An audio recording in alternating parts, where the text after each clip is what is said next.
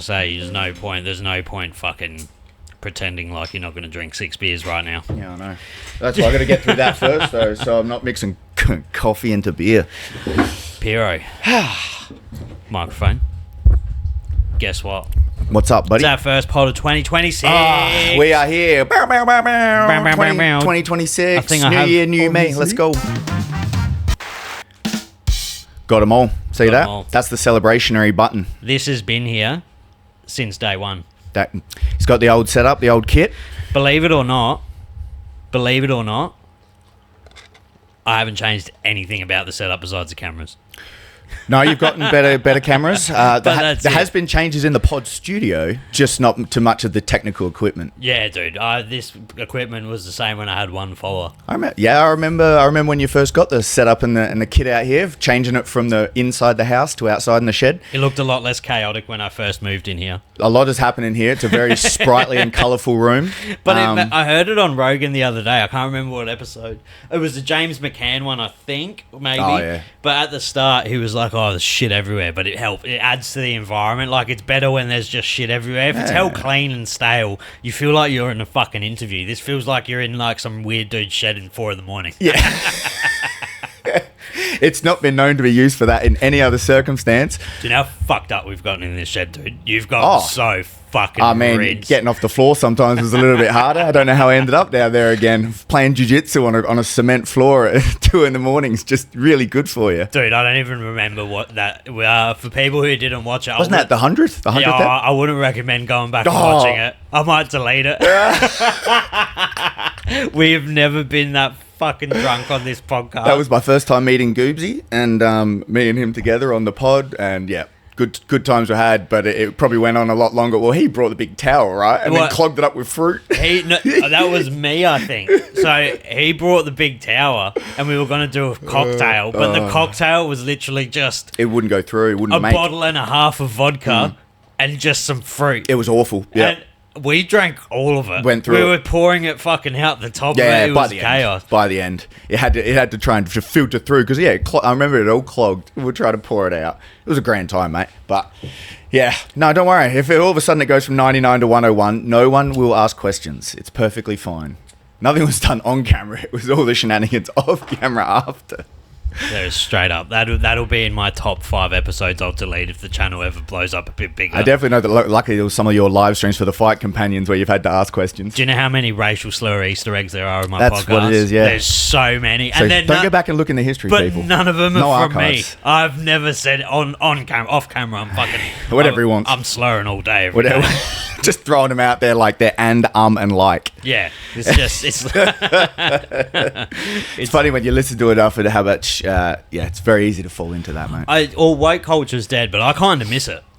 And they just want to say, demographically, we're going downhill fast, but we are apparently been the majority for too long, mate. So don't be happy about that. I was watching. It's just funny how, like, I think even since we last talked, fucking, like, liking Hitler's cool now. Oh my! There's so many more things coming out. Being like, how old's that tattoo on your neck of HH? Why have you got that there? None of that's a good idea. Why is that on so many videos now? I've seen because of like AI translation, how good AI translation is now. Yeah. They've been doing... I've seen these videos of these people reacting to like Hitler's famous speeches, but translated into English. But people are agreeing with it now. But with his voice. Yeah. And I don't know if this for fact, but allegedly they did everything in their power back in the day to stop translations for his speeches because they didn't want English speakers they didn't want to give him the time or the platform. Yeah. But then you listen back to some of the speeches and you're like, okay, he's like, obviously I think it's heinous. You've been to Auschwitz.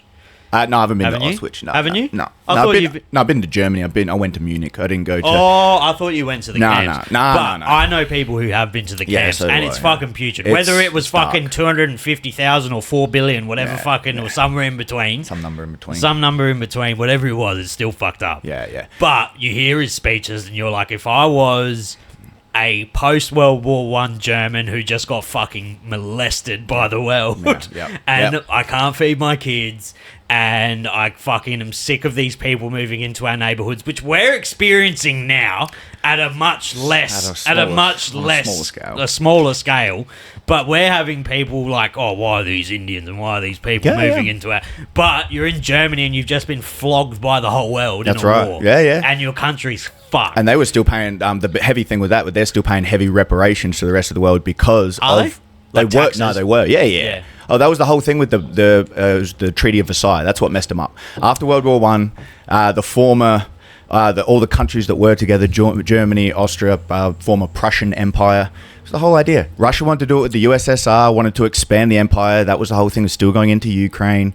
With anything else, how much of it is still land grabs? And then we realized with land grabs, it's actually about the resources that land actually owns, and how much can we go in and mess with their own political ideas. A lot's changed. A lot has changed. A lot's changed because now presidents can't even take a shit without getting kidnapped. all of a sudden they got a fucking Fetty Wap plane in the helicopter. They got yanked out of there in a Tomahawk helicopter, whatever those Right. black ones, and you see the trainings for it before. You're like, oh yeah, just take 90 blokes in there.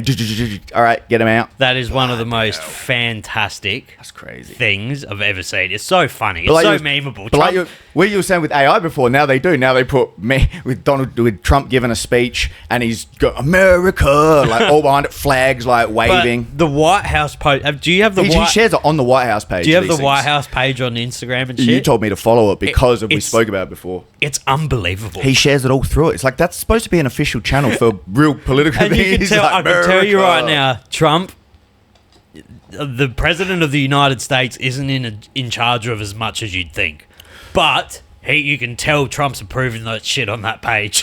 Oh, he's just ticking it up. Yes, like, yes, yes, yes, yes. yes. Here's your daily checklist, Mr. President. Yep, we can definitely do that. Still the president of Venezuela.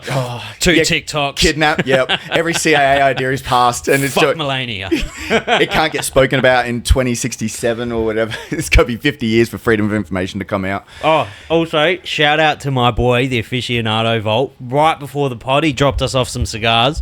You don't have to light yours up now. You finish your coffee. I'm sure you want to have it with a beer. Yeah, with a beer would go a lot better. But if you want, go to the aficionado Vault on Instagram. He's one of the fucking boys. His name's Piro. Lad. He's a good lad. Yep, good guy, Peter. Just met him myself. Very good guy. Very nice guy. But yeah, it's a crazy world we live in. Alex Jones is beefing with Candace Owens. Did you see that? Of course, yeah. Candace Owens has been hot on ever since the assassination of Mr. Kirk. Do you know what's funny though? Just going what's the whole right side? They're all going at each other. I mean, I don't follow too many different pages The to realize. funny thing is, it's like a South Park comedy sketch. America, That's what they've said. It's because Alex Jones is like, he's like calm. He's like, wait, you're not allowed to be that crazy. She's Yeah. talking crazy. She's lying.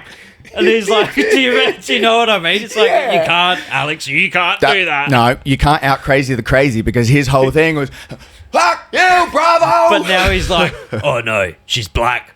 She's black, attractive, and she's crazy. Yep, she's and- beating me. Yep, and you're the fat white texting that's had a bunch of already bad raps against you, Alex. It's hard to come back from, my friend. Do you remember it's very difficult. Do you remember the most heinous thing he's done isn't Sandy Hook, it's the tranny porn on his desk. Do you remember that? Oh no. Do you remember No, that? I don't. He was- I would thought you'd go straight for the Sandy Hook one. Sandy Hook was terrible. But I can't. This was like COVID era, and he blamed it. This was COVID era, and he was like, he's like, the screen was on his phone, and he was showing something. And he got out of a page, and it showed all of his pages, and it was. Oh on no! It actually showed his history, like all the last ones, and they're all just something he terrible. Still had it up in another tab. It was like some tranny porn. Oh, Alex. And he'd do so much live, and like he would have just been caught, and he thought nothing of it. It got missed over. And then next he minute, was the internet, the archive forever, mate. It think- holds all things in between. I think he had a cocaine stint. So You reckon? It was probably during that. He would have definitely have had like an Adderall. And I enjoyed when he was always trying to hawk the products, and if you followed his socials, all of a sudden it's like, here's my 60-day change, and he didn't change at all, and he was promoting like some health kick. And you're like, yes, Alex, the epitome of health is like, now you're just more red. I don't know what that means. I'd love that. I'd love to see him on Rogan again. I don't know if Rogan can at this stage, because Rogan called him in one of the last episodes talking about him, because they were talking about Bohemian Grove with Kurt Metzger, and talking about, back in the day. And the issue is, it's all recent stuff. A lot of the early stuff when he was just going after the government and all the conspiracies that were there. But now he's coming after specific people. There's so much content that they have to make, and there's the world now with the internet, like the open webs that have gone for minds to get lost into everything, and they think it's the most important thing in the world. So it's funny hearing about how many books now are getting written about conspiracies, and the difference between what is a real conspiracy, which actually has evidence and facts all towards it, and then you've got the grand conspiracies, which always then come back to what you'd call the Semites. So it always does. What's with the stories always going back there? You're going to say it. You can say it. I can say it because I'm not Joe Rogan. He fears the Jew. Do you know what's fucking annoying about Rogan? I love Rogan podcasts. Like, let's not get it twisted. He is the greatest If Joe Rogan never put out a good episode again, he'd still be the best podcast of all time. Has he gotten to the Robert De Niro of acting with podcasting now? He's been doing it for. He's been doing it for 15 years. Even with Metzger. Yeah, he can't go too far. He can't go Metzger that far. said something and he's like, let's just check that quickly. Yeah, he doesn't, you know what I mean? He doesn't go down the vortex anymore because young Jamie's going to pull him back. He won't allow the lie to happen. Yeah, he won't allow it to unfold. Isn't that what they say? If I hear that cunt say Perplexity one more fucking time. What a good sponsor. I mean, Perplexity's making money off Joe Rogan. Because they do. They put it through it, and then thanks to Perplexity. He must get a certain amount for saying it every time, because he says it every podcast. Bro, do you know, it's not a phenomenal amount, but do you know how many of those fucking nasal strips I sold? And I have like... And you have a millionth, maybe a millionth of his following? Just a smaller audience than Mr. Joseph Rogan. But, I mean, you see now, he's been doing it that long. They've seen the profitability of it. He's gotten that big. He's getting $1 million an episode for that. We've talked about it before, like online content. You know this a lot better than I do, but the reach and range of Mr. Beast, because things that are perfectly tailor-made to, and what podcasts were and what they started out as, is actually quite different now, because business has actually gotten so intertwined with making money to do it. So you need sponsors to come on board for the longest time until you become self-sufficient by your own voice, like a Dan Carlin, who can just make it off because he puts things online, or even how many actually make existences on like Substack. Is that only minimal? Or? The biggest issue with people like Mr. Beast and Joe Rogan, especially Mr. Beast, because Mr. Beast's audience... Well, it's massive. It is astronomical. 1,000th bigger than Joe Rogan. It's not like 10 times, it's 1,000 times bigger. Bigger than Joe Rogan, yeah. Every single video Mr. Beast posts will get hundreds of millions of views. Not tens, hundreds. Yeah. And it's not conversations. And they're children, so they get like obsessed. It's it's a young based audience. Ah, I see. But okay. The issue when you get that big, Mr. Beast said it on a podcast once, he can't make heaps of money on sponsorships. Right. Because he's doing it very tailor-made? No, because no one can afford how much money he would actually be worth, because he gets more views per episode than the Super Bowl. Yeah. So, like, how can you ask a company to give you $7 million? Right. That's their whole budgeting for 10 years. Do you know what I mean? Yeah. So, like, he makes the same money on a sponsorship as, like, a channel with 5 million would. Yeah. Or $1 million. So he only needs a few sponsorships and he's fucking set. No, he only pushes his own products. Because he just... I mean, how many fingers in pies can you have? He has Feastables, Beastables, whatever, like the snacks. He's got his own candy line. He's got this. But that's a level again, He only pushes his own products because no one can afford the actual cost of the sponsorship of the video. Yeah, because if you put an ad in the Super Bowl, it costs like fucking $10 million. Yeah. And Mr. Beast is getting 50 times those views on every episode. Yeah, right. Man, Mr. Beast just does it. The last one I watched when he did the games and he released it on Netflix. One of them, Paramount. One of them came on and I watched that. I thought that was pretty cool. The little episodes to mess with human nature, because it was all like little tasks, and it was fantastic. That was quite well done. It was I didn't like how it was filmed, because it was filmed like his YouTube videos. It was very suspenseful and like what's gonna happen next. But that's what keeps us. That's what keeps people off their phones. That's what it does. That smells good. The right at the start, they did a thing where the money goes up and they're pressing the buttons, and that was the best one, because the girl comes out in the third go and the bloke took all the money. No one pressed it. Oh, you're talking about that one.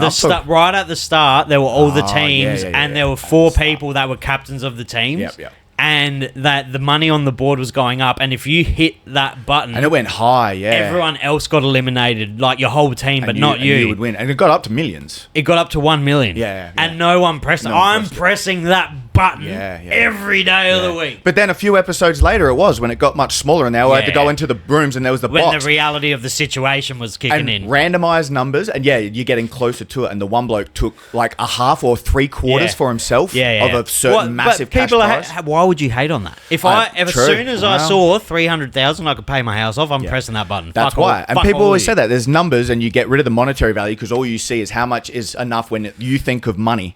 And that's what's different. And then, but that guy, man, that issue of it, and then he's sitting there going, remember they're filming, he's like, what have I just done? Like, he's just known his shit on. Fuck. I know, but that's the idea of. I'd sleep way better. You'd sleep way better? Yeah, way better. That's like one of my mates, I won't disclose his name at the moment. He has a run of the Ninja Creamies or Ninja Slushies, whatever. Someone has acquired a heap of them, and he's selling them cheap. Yeah. And I said I want the one that was from a single mother. No, I'm joking. Jesus Christ. that is pure comedy gold by Savas over there. I want to taste the pain. Taste the pain in your lungs down, or actually just your mouth for that one. The old beautiful cigars, mate. But yeah, it's a weird world we live in. You can just steal a president. And it's happening Tom quick. Aspinall might not fight again. Aaliyah Taporia is being wrecked by a woman right now. Alex Pereira's banging Tracy Cortez. There's a lot. It's a wild fucking world out there. Is Donald Trump Nina actually... Drama's like the fucking is she biggest, a plant for the UFC? MMA fucking media in the we're world. talking about businesses before. Connor rolling into business. How has he all of a sudden got loans with Trump's... Let's be honest, it's Trump's name, but it's Trump's son. Because Trump's son is like... I think very strong in why does he still show up to all the big cards? Because dad's going to come watch. I reckon Trump's son's very switched on. He's got a creepy vibe about him. He doesn't seem like a normal... What is he, 20, 21, 22? Oh, you're talking about the bar or the youngest one. Oh, you're talking about the older one. The older one with the beard. Yeah, the younger one, Barron. He looks like switched on. Barron, like the old robber barons. Is that what he's named after? Like he would do things on Epstein's Island. Well, you think that because you saw the only thing I think about when it comes to Barron is the voice. Didn't he say, or was that fake? Maybe it was fake that what he said to the former fucking president of the United States before Trump came in, Biden. Didn't he say to Biden, and he said something about like, yeah, we got you, or I'm going to get you, or did you like see said it at a public event where they lip read him? And did I don't you know if see? That was fake now. Sorry about that. Could be fake news. Ask perplexity. Now we're just doing the promoting for him just as a mockery. Did you? We have no AI here. Sorry, people on the fly. Did you see Trump's wall of presidency built? Wall of presidency, Bill. He built like a walk of the old presidents, and he got to write the things and what he said about. But like, didn't he say actually like Sleepy Biden or something? Sleepy Joe, the worst president on the plaque. I'm gonna actually. Are you gonna pull it up? I'm gonna pull it up. I need a young Jamie. I don't need a young Jamie. Nah, he's got it. Look at the fingers move. It's all been done by himself from the start. What's it called? President Trump wall. Presidential wall. And this is all he does it, and then. He's not. Isn't he renovating the White House? The house hasn't been changed in like 250 years or however old it is. And he's like, yeah, I'm going to put 100 million into this wing over here. Have a look at the picture he puts up of himself. It's so funny. Looking very fierce. What does he say about him? Has he got cap like did he have that on Bush?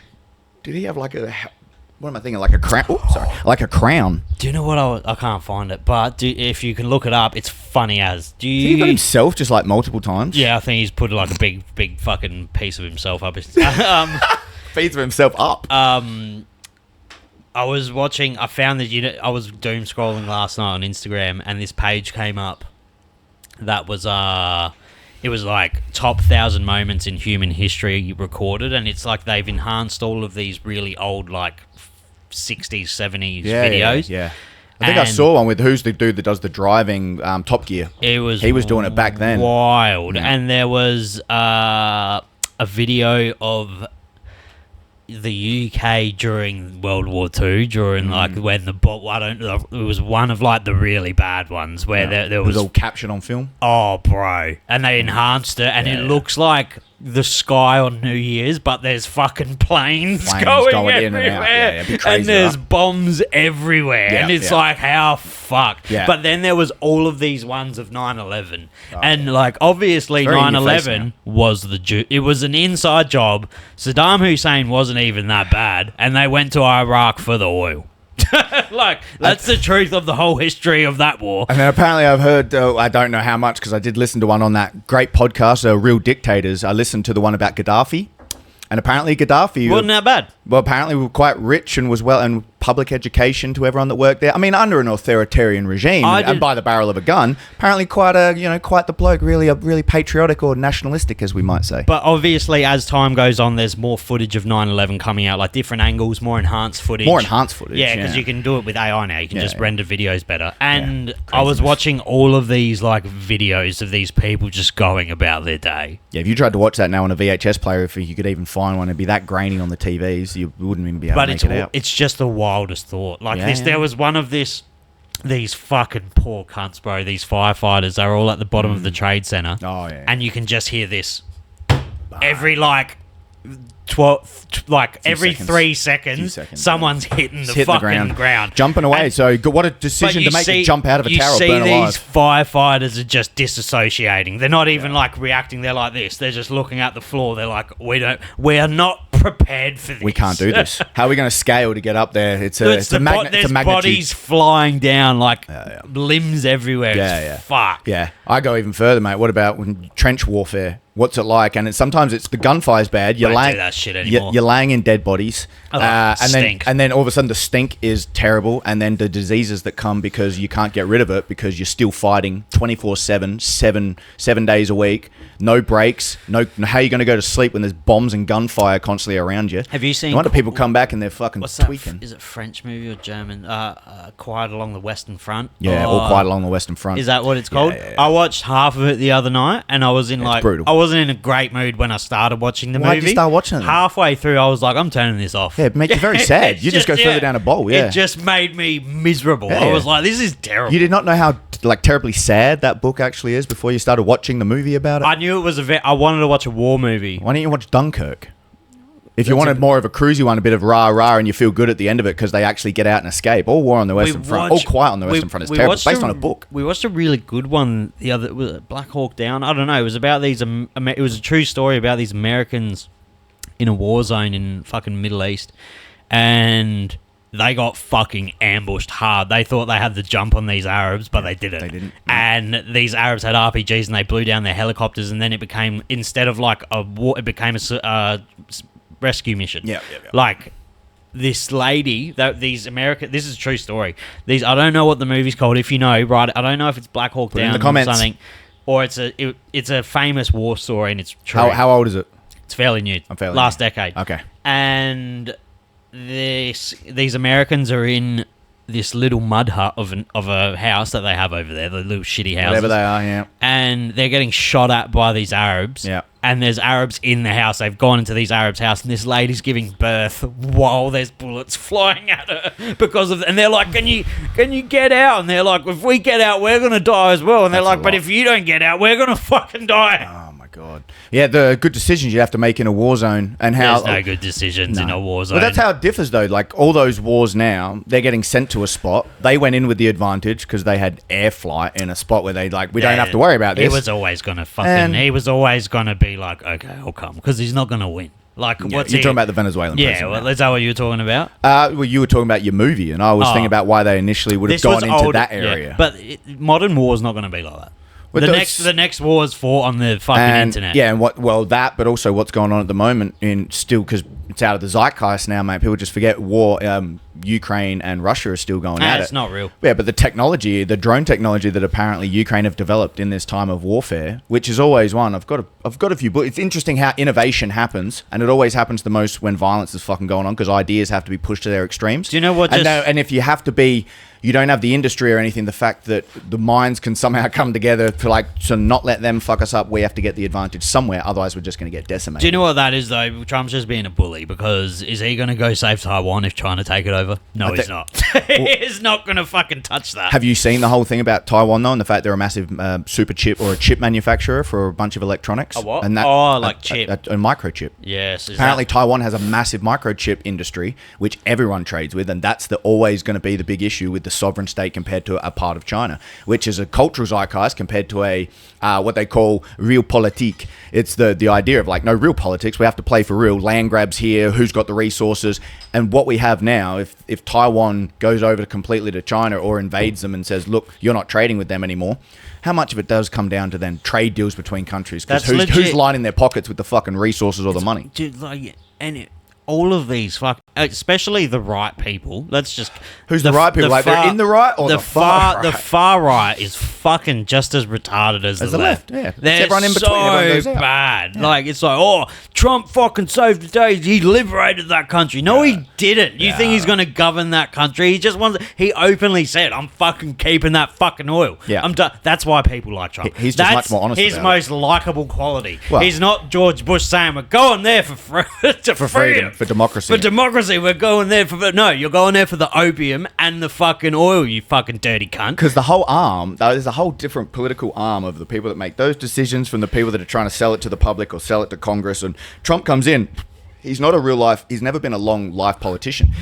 He's a businessman. He's a businessman. So he doesn't give a fuck. He's friends with Dana White. Yeah, I know. He speaks at his inauguration speech. He's like, come on, Danny. Prince of Saudi Arabia on the shoulder like a fucking child. Shooky shoulder. He's one of the boys. He's the one you want to take with him on a bender. He's one of the fucking boys. He is a lunatic, though. It's hard to look at politicians like that. Anyone that fucking... And you all fall into the same thing. When you fall into the far right, you fall into religion heaps and Trump. That's the fucking process of it. As soon as you get into fucking religion, you get into Trump. And Trump wasn't even religious until a little while ago. Trump's until he was funny as. He's funny as fuck. Yeah. Is he a Nazi? Is he a fucking narcissist? Yeah. A narcissist, yeah. Definitely. He's fucking crazy. Definitely. He's fucking crazy. Yeah, but they all are. Yeah, well, they all are to an extent, but how much do they... Albanese, we think he's hell cool because he talks like this and he eats Vegemite, but he's a fucking psycho as well. Fuck that guy. I think anyone that gets to assert that level of politics, man, that's what's interesting about Trump. He got to that level of politics. Did he buy his way in? How did he get to that level when there's career politicians that do it? And eventually, by the time it comes to the public zeitgeist or the... Is that your word of the week? Zeitgeist, yeah, I just love it, mate. It's all around us all the time. Our culture is constantly shifting.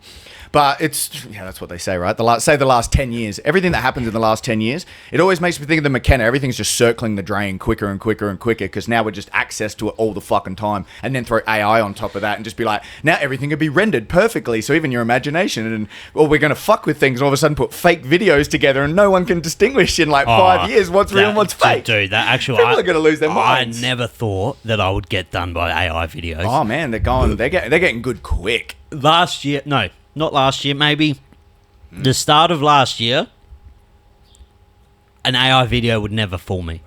I could discern it because I'm on the internet all the fucking time. Not all the time, come on, man. You got life outside of here. But I use AI. And I have to look it up, and I've talked to people that fucking work on it, so I could discern AI from reality. Now I always get done. Get done by him. Always. We're calling you Brian Callen 2.0. Always get... It's hard to fucking know. Follow along now. Even the speech, it's fucking so hard to know when something's real. Well, you see the guy... That just made me think of a story.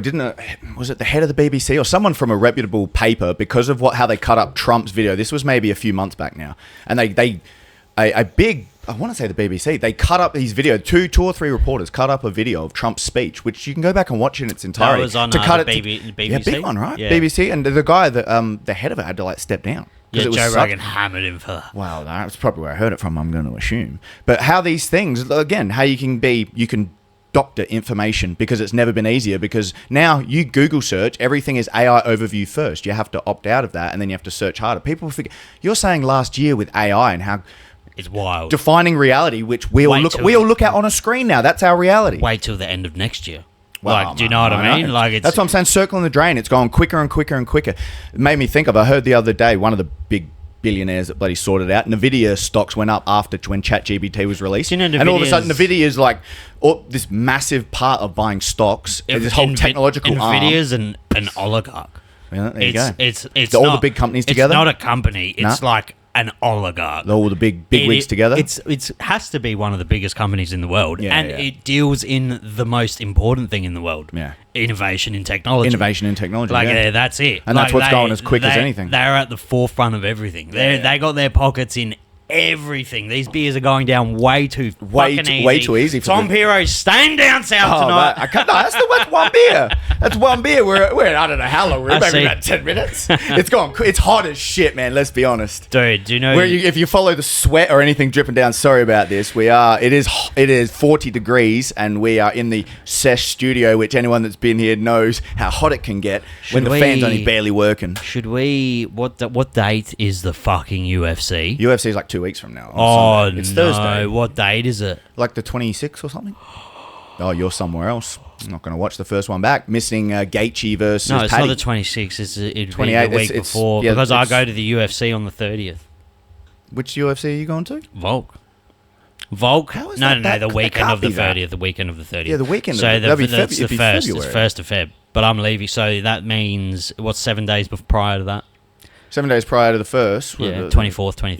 Yeah, somewhere. Is it there? I think I've got a birthday. I was going to say, if I don't, do you want to live stream it? Oh, we can live stream it, yeah. We can It's live 'cause- stream? Yeah. I got a good internet now, so it won't be shit. You got it Or all we can running do out it of- inside. I can do a setup inside. Oh, whatever's easier, yeah. I just have to make sure I'm sorting out how to get down south now. It's I'll not as pick you easy to up. move around. I'll pick you up. We'll sort it out. I'll pick you up, Sarah. No, I'll pick you up. Sarah will take you home. Yeah, She'll hate it. She will hate this idea. Sorry, babe. If this is the idea that goes ahead, he's already thrown it out. I'm just going along with the fella. I do enjoy sitting down with Savas. We go few and far between. We'll dress up as our favourite fighters. I've decided this year. You're not going with tattoo like Sean I do O'Malley? blackface. Oh, I'm going to be John Jones. why are you going to try and do John that? Jones, Daniel Cormier, because I want to push the limits Are this they year. really going to actually try and get that to? Why is that coming out now? John Jones versus Cormier 3 now. I thought it was going to be shit. Both retired. DC for a long time. Dude. How is DC making 265 now? No, they're not fighting. Oh, they're just beefing online. No, they're Coaching. They're coaching the Are Ultimate they still Fighter doing Russia. tough? Are they still Russia? No, but it's not Remember the when I tried Ultimate to go- Fighter. It's the one that Nate Diaz and John Jones are doing. Yeah. But And then Diaz pretty much got in a fight because the bloke didn't he headbutt another? I Right. watched a little breakdown video of that. That bloke was crazy. Would love to know how much money They get. they're getting. They're getting for Because that. I'm telling you, How'd they pay John Jones for that? And not party and get on the back of a moped with like the craziest fighter that's there. I imagine it's backed by some sort of fucking Russian. I imagine the money's not clean that's coming into that business. Is any money clean that comes out of Russia? I don't know, or if the Chechenian fucking president's fucking funding it yeah, or whatever. But fucking hell. I guarantee, I will bet my bottom dollar they're getting no less than $5 million each for that. I would. Oh man, that's how the Saudis are making it work now. All these massive fights because they throw this. Or they're like, we like to watch fights. Yep, come over here to Ramadi, And and we got imagine- the stadium set up. Put on your biggest boxing fight. We'll give you $100 million each, and we'll just get this I happening. imagine Russian MMA is like very coveted. Like I imagine it's not treated as the regional scene in Australia. No, bloody Like, Fedor Yeah, is I as a ima- hero in Russia. I imagine MMA, like the regional scene over there, has insane crowds. Like they could sell out 10 to 20,000 arenas. I can imagine, but the what do you say? The alpha maleness maybe of the culture of the Russians getting together for fights. There's going to be a few that'll be more than happy to punch on. It is funny sometimes going to events jiu-jitsu events is one comparison, MMA events at another. You would know kickboxing and Muay Thai events, the kind of crowds that you get there. And how actually most of them are actually at fighting events are mostly quite lovely, and it's usually the people that don't train that want to start the shit. It's different with MMA in Australia because I feel like MMA in Australia is very niche because we take a very Australian approach to it and get on the bags. The bags and the beers, the old B&Bs. And like I feel like there's not many other countries that whenever they go to the fights, they're like, it's a night out with the boys. Do you know what I mean? Right. Like, Yeah. Like America, like Are you there with your boys? Obviously, there's people there that are just there and they're sober and they're just going to watch the fights. But a lot of the crowd are getting fucking loose trying to support their homies. They're trying to stand in the back, or they're tribing off with the gyms that they come with or they meet up with. But it is quite family friendly for the most part. There are still friends and families that yeah. go there, which means you don't want to get too. But there's a lot of loose units, but they handle it all for the most part very well. The UFC in Australia is an experience.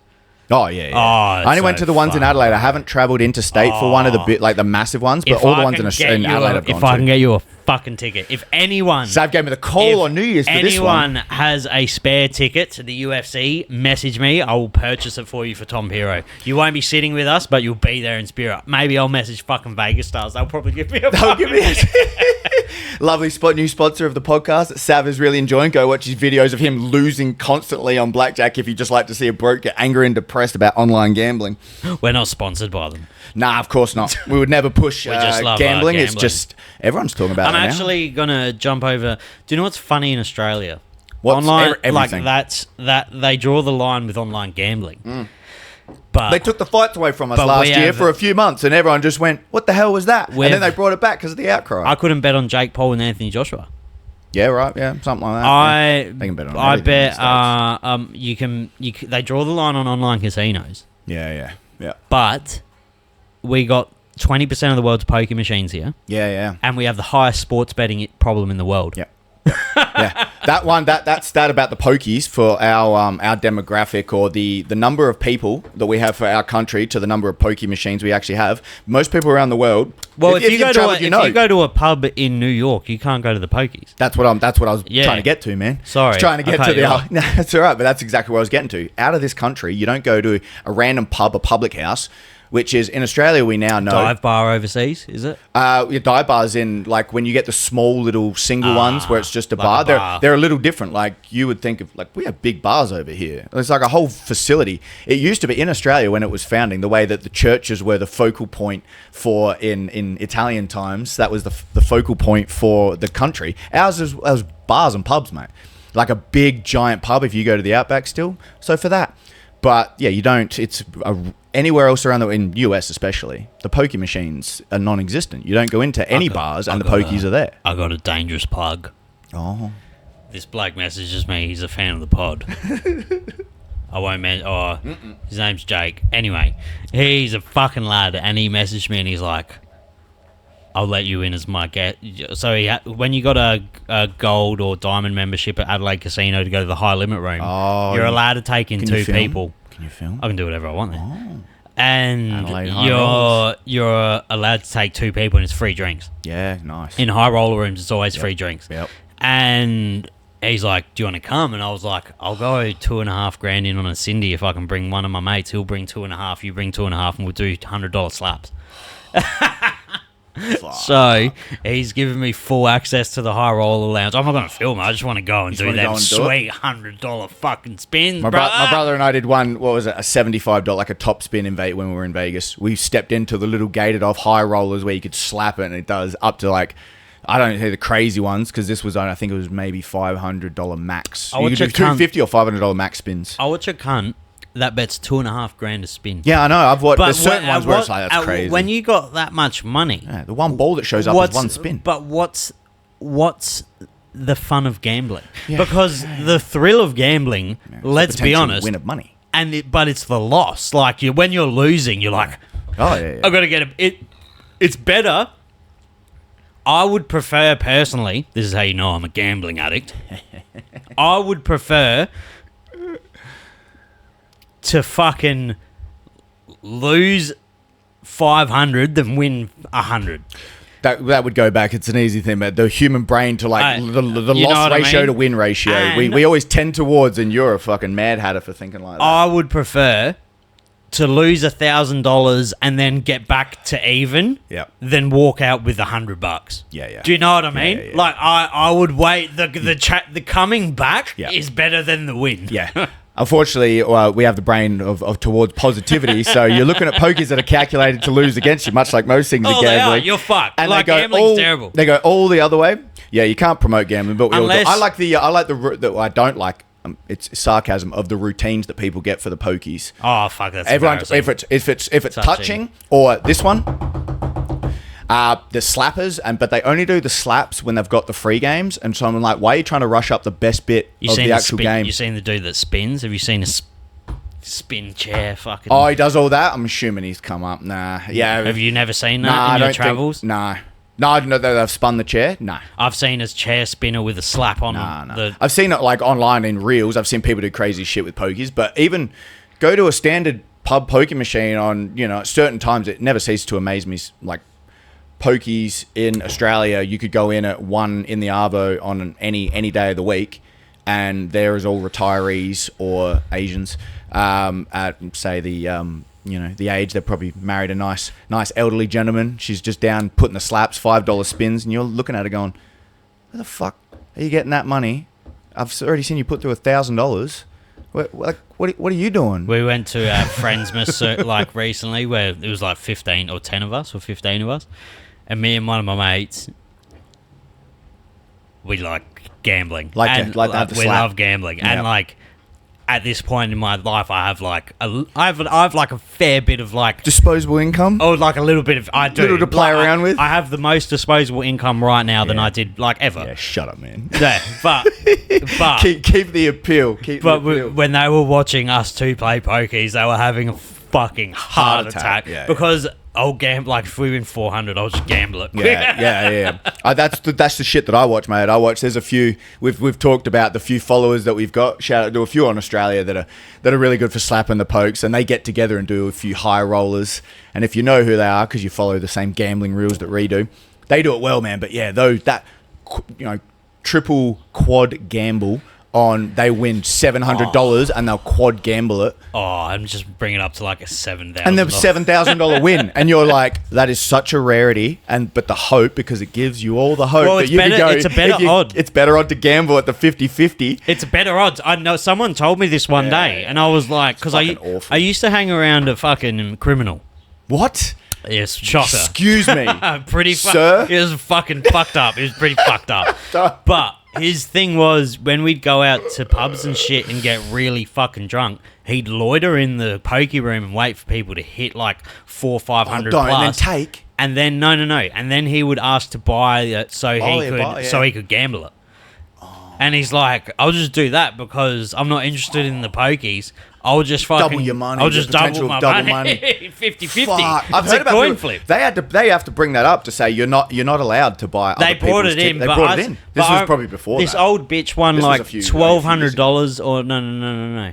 It was like $800 once on a Shogun. Yeah. And he just walked up to her, gave her 800 and fucking boof. And hit it. Clubs. Yeah. Hit it. clubs. Yeah. Hit the actual suit. I go suit as well. Times 4. I always go suit. Times 4. Yeah, because it's a 25% chance. What did you tell me though? And it's always stuck in my head now. Is when I'm having a say, I was like, anything below $100, you just might as well gamble it. Yeah. I can't forget that now. Every time I get like a $60 win, and I'm just like, you better leave happy, and then you lose. Me and my brother laugh about the sound that comes out because we always know diddle-a-doo, diddle-a-doo, diddle-a-doo, and then bam. You're like, I got 3. I just needed that one. That's why those big ones, $7,000, you're gonna risk like. And I look at. We always said limits of your money that you're willing to. Oh my god! In the high limit room, you can gamble. You can gamble bets that are under 10,000. Under 10, they said under 5 in like certain spots. I think so. If you win like $4,000, you can just hit that bitch. It was not that in Vegas because who was when we go to Sydney? I think you can bet $50 naturally in Sydney at the casino anyway. Right. So when that goes up that high in the Sydney casino. Me and one of my mates that are going, we're going to go to Sydney. We're going to go $1,500 each and run it up $50 slaps. You're going way harder. I'm going into the casino in Sydney. I'm either walking out with $5,000 in my pocket or I'm leaving in 10 minutes. That's what you were just saying about the gamble of the going to the extensive and going hard or going home, as you may say, compared to the conservative gambler. I don't have to stay there. I don't want to stay there. Nah, see, he's not. Yeah, me, I've gotten to the stage. I actually don't mind the environment and the atmosphere. I'm like a bit of a dollar bet. $1.25, $2.50 max, mate. I don't go 5s. I don't go 5s. When I went on to our friends' mess for 3 days before, I was messaging the group chat and I was like, as soon as I walk into the casino, I'm going and I'm putting 1,000 on red. Yeah. And then you're either going to have a great night or I can't believe all the way there. No, because we were meeting all at the casino and I was like, the second I get there, I'm not even saying hello. Yeah. I have it in my head. I know it's going to be red. I fucking know it. I just know it's going to be red. I can see it in my head. What are you, Conor McGregor? I materialized it. Visualization. I visualizationed it. But I got in there. I was Bring it to confident. The forefront. I went and I put $1,000. All the boys are around me. I put $1,000 on fucking red. And it came up fucking black. Of course it did. And then my mate, he doesn't even know the payer. He's like, if I put this on black right now, how much will I get? Doesn't even know. Yeah. He puts $1,000 down. And it happened. Fucking black. Yeah. That's the 50-50 gamble. The old black or red. There's movies written about it, but it's much more than 1,000. But how much are you willing to lose? It even goes back, like you're saying, blokes that you're gambling, you're a $1,250 slap in some stupid massive casino that I've seen happen where like if you already one slap is $1,250, what's the point of it? That's what I'm saying. Yeah, what's the risk? Yeah, like, the risk, the because payoff gambling, gambling loses its appeal. It's on a, but it's also it sounds weird. It's a weird thing to for explain. people that do it, you know it because that's what I was going to launch in. Every time I hear that, it makes me think of the gambler's fallacy. That thought of it's a red. I visualized it was going to come out in my head every time I'm in the context of a gambling story. It's a part of the human brain. Well, the gambler's fallacy. It's actually spoken about where it's like our natural inclination towards optimism is always that it's going to come up. But when it comes to probabilities like that, you know it's against you, but we will always hold an optimistic mindset if we think we can learn the history of it. And That's also, why you've got all the history of the numbers on the board and the black and red, but the odds aren't picked by you. And so the odds always stay the same. Much like why do they put double zeros on a roulette wheel now? just to fuck Fuck with the odds. It fucks with the odds. Because the payout of hitting a number used to be 36 to 1, and then they mess with it. At the end of the day as well, gambling is a sickness. It's a sickness. It's an illness. It's an illness. It's not a physical ailment. It's a mental ailment. Some people use it to punish themselves. Like, do you know what I mean? Yeah. Like, that's not how they do it. It's not even winning. It's like, I'm going to lose all my money tonight. Fuck it, I deserve it. Do you know what I mean? It's a punishment. Maybe in the real background. Yeah, I think people when you get to the dark hearts of gambling. Yeah, the dark hearts of gambling. I don't personally. I know people that know people. Yeah. My father was a gambler. I've known people that have lost mortgages on houses. In gambling. I don't personally. I know one or two. I know, but I'm not friends with them. But I know. Well, you know people that gamble hard. I only know success stories because everyone I know is fucking... Yeah, exactly. And that's there actually was something for that. You know the success stories. It's written about everything. Books are written about this, but it's like that was the one success story. What about all the tens of thousands of failures that have happened in all other realms? We've all known people. We know how many personally that have hit a grand jackpot. They're doing a slap, and all of a sudden, this guy right here, last year. I've hit one like about 5 years ago. I hit the best one too. Yeah. Maxed out 10 grand. Max 10. See, that was good. I got 5-2. And I did it out of spite. Yeah. And so you've got that. So 5-2 for a win, 10 is massive. How much are you willing to gamble your money away? Because money is a commodity. And if you don't have it and the only thing you can think of is to go to a casino or go to a pub or go online to gamble all your money away and not think of another way to spend your money that may be a little more beneficial. If you're struggling, like you said, if you're in the dark arts of the gambling, you need to stop. Gambling responsible, but you can't. But it's also why we said we started with it. It's some sort of an illness, much like everything. You get pulled to alcohol, you get pulled to a substance, you get pulled to this, you get pulled to that. It just usually depends on what life have you lived and where'd you get to, where that's deemed acceptable behavior. Can you make it work for you? Who knows? Sometimes people are just fucking pussies. There's that too, mate. There's a bunch of that out there too. Just wallowing fucking pussy. There's that too. I think we're more exposed to that just as much as it going too hard the other way. Everyone likes to find the extreme examples, and that's what your algorithm probably shows you, the extreme examples. I like to think everyone's kind of in between. Has their little thing, has their little that. You don't mind a bit of that. You're a regular, normal human being. It's my humanistic bent. If you don't see at least 3 big booty Latina reels on your Instagram, on your scroll... You're saying you can't be fans.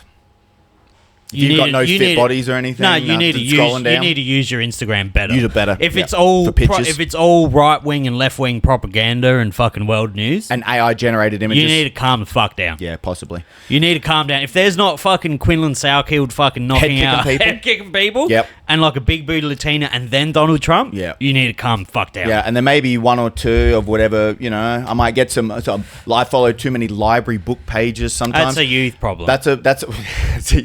Youth or you problem? I'm actually doing I haven't said it or anything. It's more not like a New Year's resolution. It's an idea in the head. No. It's a New Year's like thing I'm doing. Oh, okay. New Year's. I thought you said you don't do the old bullshit New Year's resolution. I'll change it fucking tomorrow. Mr. Savas. Fuck you. Yeah. He keeps receipts with his mind. Like a lockbox. Yeah, right. Come on, mate. Let's be honest. I want to read 12 books. Nice. One book a month. Yep. I got The Art of War inside. Make small it book. Easy for you. Hell book. I can read that in a day. Because it's nice little pages are split 2 pages. It's not all writing. It's usually a nice picture and then the little paragraph. I didn't think I liked books because I'm not like fucking retarded. I don't have dyslexia. Like I can read. You can read. You just find your information another way. I've obviously never found the right book. Yeah. Because I always find myself just zoning out and glazing through them. Yeah. But I don't absorb. Yeah. When I had Rob Langdon on, I bought his book. You bought his book and read it before you interviewed him. But I wanted you said most of it, right? Did you finish it? Yeah, I wanted to read it. Yeah. I wanted to read it, and I read all of it in 3 days. Yeah. And it it was sick. Yeah. Those books are the way to start. When I started reading... I don't like fiction. You don't have to go... Well, don't go fiction, because you think of fiction, you think of literature. I want history. Which means it's like you don't have to... I want history, but I don't want boring history books. Do you know what I mean? Yeah, you're still thinking like a history book. You go to a local bookstore, a Dimmicks, we got the QBD. We got QBD. Go to a secondhand bookseller, mate, and go just find... I got into it through when I watched Underbelly. That's where my reading... Before that, because I was reading fantasy as a kid. And that was the only books... I was not book smart at all. You were reading about the Underbelly? I was reading about... Well, I watched the show Underbelly, and then I read like 2 or 3 books. Do you know what's funny about that? About the like gangland wars and stuff. Do you know what's like funny about that? What? Roberta and Greta Williams posted like 20 stories about me about a month ago, and they yelled at me. Oh, they yelled at you. Like, not joking, 20 stories. And Wow. they tagged me, and they were like, we're not stopping until you do a thing us. Oh, wow. They were cease and desist against you because you were shaming their name on your podcast. I wasn't shaming anything. I was defending them. I messaged because... they just didn't hear it correctly. I will say... The younger one, whatever the daughter, I think it's Greta. Greta, I was like... Thunberg, yeah. Thunberg. I was Thornberry. I was messaging... I was at work, like working a normal job. You was like, WTF, mate? Yeah, and I literally said, what the fuck, man? And then, where did this come from? And then she's like, I just want your number to talk to you. And I was like, hold on a second. I'm not doing that. I've seen the fucking show. Rein it back in. And there's no reason for you to be doing that. And she's like, blah, blah, blah, blah, rattled off why. And then I was like, blah, blah, blah, blah, blah. And then she's like, okay, I'm sorry. And then I was like, I'm sorry as well. Let's fucking move past this. Delete your fucking stories. Delete your stories. How much what has she got? Conor McGregor syndrome. Just got all me of a sudden, heaps of views. John Jones syndrome. Just all of a sudden, you think you delete stories and it's deleted off the archive. Well, of the no, internet. it's just rude. Yeah, I know. It's just I'm not taking part in this internet game. Yeah, well, I'm not taking part. You have to a certain extent. Yeah, when it benefits me for views, 100%. There we go. I'll shit on someone. And that is what Sav understands. Yeah. There is a hard distinction, though, between... I mean, isn't that the whole Rogan quote of don't read the comments? But when you're first coming up, you have to read the comments. You have to engage with because you're engaging with your people. But do you know what? Joe Rogan should read some comments now. Maybe now, but I think he doesn't know... He can't separate the swarm from the signal from the noise. He's too famous. He's too much. And then he asks other people to do it. And then at what point does he go, I don't care. I'm still doing whatever I want. If I want to talk about COVID for fucking 4 years after because he thinks he's in the right about everything. Joe Rogan, everything to do around that time frame. Joe Rogan pre-COVID. Different thing. Because then after that he had the politicians and then it's changed in the last It became a lot more mainstream. He had as soon as he had Trump on. Yeah. My mother knows who he is. It was almost before Trump came on. Before pre-COVID, Joe could have landed in Adelaide Airport and walked through the airport. Yeah. Like over 5 years ago. Yeah. Like pre-COVID, maybe even 2 years before COVID. Yeah. Before Spotify. He'd be big for a while, man. You reckon? Yeah, he's been big for a while. No, but that's in our niche little world. We still think John Jones is famous. Yeah, that's true as well. Also true. If I saw John Jones, I'd have a cardiac arrest. Yeah, my missus would know now. Yeah. Fangirl. Yeah, but before my missus, before she met me, would not have any idea. She'd just think, who's that daycare worker? Right. Who's that Somalian? He's African American, man. Same. According to flags, I want to get changed because you just want to appeal to certain people. Surprising to what people believe, black people come from Africa. Surprise. Surprise. They got different melatonin in their skin. They like to take on more heavy sun, which is why a lot of white people over in Australia they like to shoot people. Chicago has a tough problem with crime. The fact that LA is falling apart and he keeps blaming Trump, and it's like you've lost $30 billion in a homeless problem that's not been fixed at all, and you're saying, it's because the federal government's been the real problem in our state of why every business has left, everything's fallen apart. But it's still the epicenter for culture because they got Hollywood and everything else that's going on. Have you ever watched Nick Fuentes? I've only highlights. I've never listened to his shit. It's too far, dude. It's too far. But some things he said, it's like I've said that in the group chat before. So I'm not going to act like I'm on a high horse. I'm not going to get on a fucking high horse and talk shit because a lot of the stuff he says, I say jokingly, to get a reaction. Yeah, to see how I don't double down and boast. No. And that's how comics get away with it, or podcasts apparently get away with with what you don't mean because you're just trying to take it. you know, in philosophy, it's called reductio ad absurdum, reduced to the point of absurdity. You talk some nonsense sometimes, but that's the joking benefit of it in terms of, instead of looking at it logically, where it'd be like, your point, if you keep following it down the trail, turns into absolute dog shit, and you don't want to admit it, which is different from the laughter factor. Sorry about that. Gave you the old flick on that one. It's interesting. It's interesting how it fucking goes. It's funny as an Erica Kirk's on like a fucking... she's on an AC/DC. Why do I see a meme where she's going out to doing like mega stadiums with who's the chick now they want to deport? Nicki Minaj. They want to deport her out the country. All of a sudden, 200,000 votes. Do you know why? Sign a petition. Do you know why Nicki Minaj is going this hard in the paint for fucking... Loves Christians though. She's a God-fearing woman. No, because she wants a pardon for her rapist boyfriend. Oh no. Her boyfriend has he has to register. Check it past. He has to register as a sex offender wherever they go because he's like a fucking pedophile. Oh no! Yeah, and she's trying to get that signed off. She's trying to get that. What do they call it? A suppression act or some kind of gag order? That's sweet fucking sign. Getting in with whoever those people are that can influence some decisions to, especially when it comes to justice and court of law. I mean, that's the big difference. Politically and socially, mate. It's like if you have too far to go. A real justice system about, and what is too far? Damn. Justice. What does fucking justice actually mean, especially when you're trying to bring it into a society and what's fair for everyone? Because there's corruption at this point. It's way too big. It goes too far down in all these spawned off directions. Look at all the rappers. Have you seen 6ix9ine? Do you know who 6ix9ine is? Yeah, I know who 6ix9ine is. 6ix9ine. Have you seen who he's in jail with at the moment in Brooklyn? He's with Ghislaine. He's with Maduro. What? He's with El Chapo. Is there a specialized prison for the rich and famous? I'm pretty sure I didn't, because they still walk outside, go out of a gated community. Last time he was in jail, his celly or one of his mates in jail. Well, no, was the president of Honduras that we captured. The whites. Have you ever heard the weirds? The weirds, no. Yeah, Western, educated, industrialized, rich and democratic. That's white people, apparently. Dude, shut up, white people. So there was a whole book. Like, everyone talks shit about white people.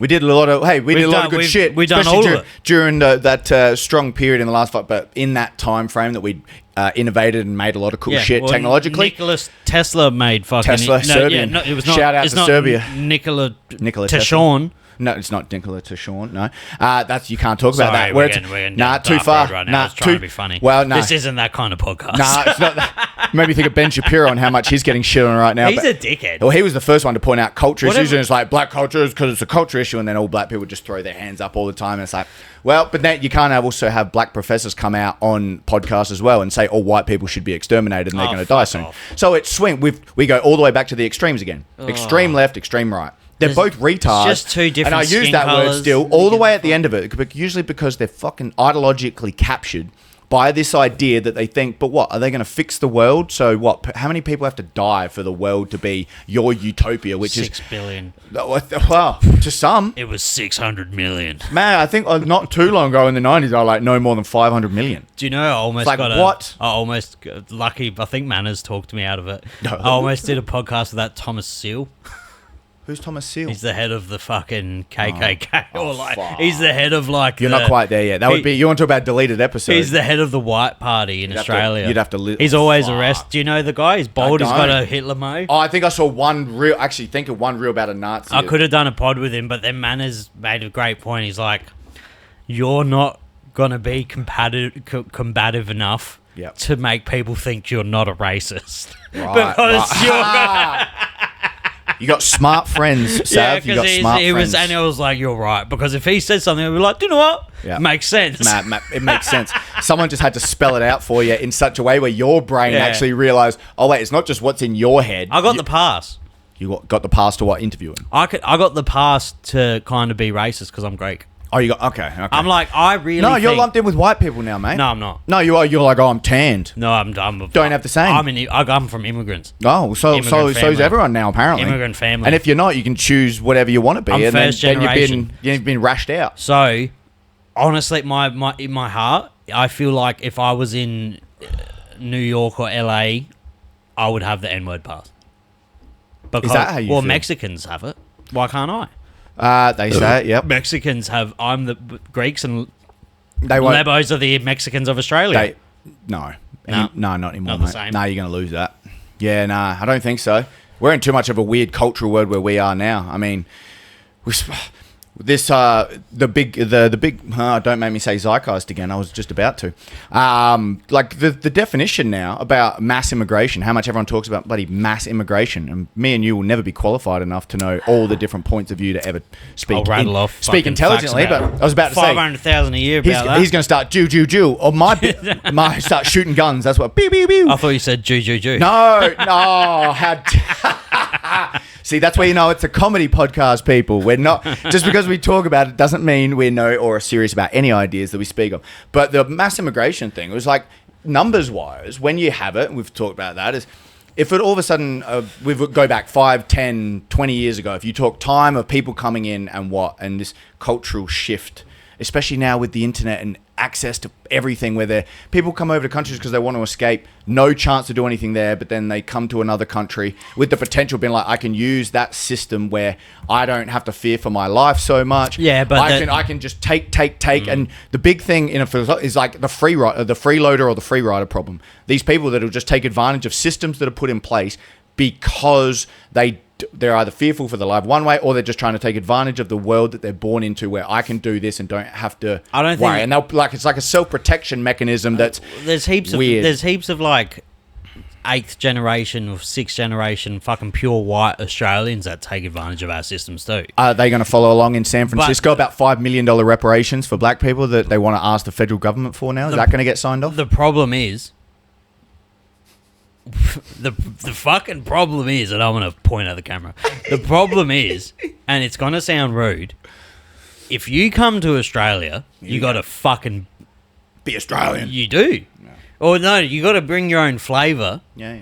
But don't try and fuck too much with the flavour that's you're already fucking stewing over here. You're going to look at that flag and you're going to fucking sing the anthem. Well, be happy. Be a little happy about the situation that you're coming to. Be a little bit fucking happy. If you want to take from the country, at least feel good about it. If you come to Australia...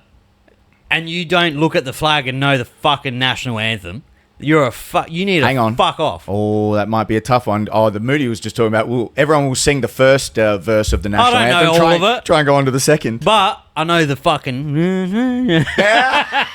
No, but you know what I'm saying. I know what you know what I'm saying. If you're coming to Australia, you do Australian shit. Yeah. We've always tried, but that's what you can't say anymore, because that would just go back to cultural relativism. Everyone thinks they want to bring their own shit and it's the best shit. But if you've come to another country, you like that idea, so at least imbibe a little of that stuff that you're moving away from where you are to come here for whatever reason, whatever fucking reason. Maybe don't go. A little bit like that. Maybe don't go.